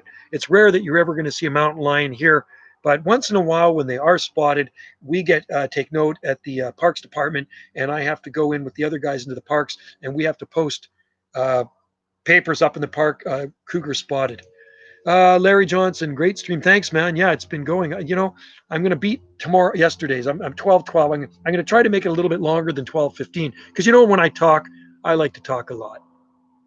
So we got less than 3 minutes to go, and then maybe I'm going to be beating yesterday's live stream. We go for the record live stream here. It's a long live stream. The reason I'm keeping it up is just because the internet signal is so good right now. And I'm so grateful, like I say, for Wendy putting those boosters in. She ordered them from TELUS, and she hooked them up herself. She's good with stuff like that. I'm not so good with electronic stuff, but so Wendy hooked them up, and they're working really good. And we also have Wi-Fi boosters, which boost the internet around the property. So it boosts it out to the tiny house about 100. They're about 120 feet away from where I'm sitting right here, and there's Wi-Fi out there as well. And that's where her daughter is out there, probably using the Wi-Fi right now. But yeah, so far so good. The stream is going good. There's a lot of people in there. It's nice to see you in there. I'm taking tomorrow off too. No work tomorrow for me. I think I'm going to go for a motorbike ride, or I might go off island. Wendy was talking about going off island. Hopefully that starfish you found is swimming around in the sea, finding a place to rest. Yeah, the starfish. Yeah, hopefully that starfish is okay. There hasn't been a lot of starfishes the last few years. Starfish, they've disappeared for some weird reason. Something has killed them off. And there used to be so many starfish at our beach. There's a few of them down there now. They're starting to make a comeback, but I think some sort of virus or something killed off the starfish. My daughter has a starfish phobia, by the way. When she was a kid, whenever we were at the beach across the street, I'd always make sure to find a starfish and come out from behind the breakwaters. Ew, Dad, I don't like those. Or if I got her a gift, I'd always make sure there was a starfish on it. I remember I got her a little candy dish or something, and of course it had a starfish on it, right? Just because she's got a phobia, just to kind of upset her a little bit, but in a good way. Yeah, my daughter's great, and I know some of you met her when she was live streaming with me last week. I'm just kind of bummed out. My son didn't stop by. Well, Wendy said I might be out motorbike riding, which I was earlier, and he's hopefully still on the island, and he will swing by. What is the tourist situation like right now, Niagara Falls? Oh, it's packed here. So many people in Ganges. It's not as busy as it usually is, but it's still really busy. I went by the Saturday market yesterday, and I rode through on my motorbike. I went to beachside kayak and paddleboard place to grab a coffee, and I sat out there and talked with a local landscaper guy, and we're talking about how nice it would look with Ganges lined with palm trees. And he says, we'll work on it. And I says, that would be a good idea. Rip out those Kwanzan cherries and put some palms would be much better. Um, yeah, it's pretty busy. Our B&B is busy. Wendy's very busy with the accommodation here. It's been a steady stream of people, but local people from the Big Island and coastal mainland, which is really nice. You do see some Ontario plates here. There's some Alberta plates. There's quite a few American plates, but those Americans actually own property here on Salt Spring Island. So they've been here a long time. They've been here probably since January, right? And they probably have no intentions of going back. I see New Jersey plates, Washington plates. There's a Tennessee plate running around. There's a Missouri plate running around. I saw Delaware. There's New York. There's a lot of them running around from Texas. Plates from all over the place. And Oregon. And you see some Oregon plates here too. So they're here. They're definitely here for sure. Anyway, folks, I think I'm going to have to call it quits and pack her in with this live stream. Polishing my motorbike. It's got a lot of chrome on it, so I'm going to polish it up a little bit. And Mac Attack, thanks for coming in. And yeah, if you're next time you're on the Rock, look me up. You worked at Uptown Pharmasafe? You said Uptown Pharmasafe? Interesting. I go in there a lot, Uptown Pharmasafe. Pinky works up there. Lynn works up there. She's the pharmacist. And there's a lot of good people that work up there. Johnny Angel works up there. And I rarely go to the downtown one. I know Jen works down there. Jennifer, my friend Jen. Yeah, Uptown, yeah. Then golf course after. Sweet Mac Attack. Okay, well, if you're on Salt Spring sometime, yeah, look me up and I'll get you some palm trees. Okay, I'll give you some seedlings you can take back. And hopefully you move back to Salt Spring Island. My friends that have moved here from Ontario, there's no moving back. Once you set foot on Salt Spring Island and get a taste of this climate, you're here for good, man. If you can find a job. The tough thing about living on Salt Spring Island is finding a good job. Most people have 2 or 3 jobs here to make ends meet. It's a high cost of living. Everything is more expensive here on Salt Spring Island. You have to remember we are on an island. The only way off and on is by boat. So some people get island fever and they cannot handle living on an island. Me, I like it. If I had my way and I could change things, I wish our island was another 1,500 miles out into the ocean, way farther away. Right now, it seems like we're 1,000,000 miles away from everything. I'd like to be 2,000,000 miles away from everything. That's how remote it does feel here on Salt Spring Island. When the lights goes out, it's dark, and it is a very laid back and peaceful place. And I know a lot of people, and they're all good people. I've never met, well, I've only met maybe 1 or 2 people I don't like, but most every other people I really do like. They're good people. Come here, Kahu. You want to say hi? You want to say hi to these people? Anyway, guys, take care. I'm going to say cheers and aloha to all of you guys out there. I definitely want to move back permanently. I left because a girlfriend of 8 years left me. Oh, no. Sorry to hear that, buddy. 8 years is a long time. Wendy and I have been together for over 8 years now. That's a long time. Well, hey, I was married over 26 years the first time, but I didn't get depressed. We're still best friends. So Salt Spring, it might be good for you. Come back to Salt Spring Island, and it'd probably be good for you. It's a pretty chill place. Chillaxed. Okay, weather follower, have a great day. And Mac Attack, stay safe out there. And everybody else, stay safe out there. And thanks for watching this 2 minute and 18 second second live stream. You know what? I might as well go to 20 minutes. I only got about a minute left. And so we can make it an even 2 hours and 20 minutes. Oh, there we go. The connection is unstable. So there we go. Take care. Live stream is ending. 73s and all you guys have a good day out there. I'm going to say aloha. Cheers.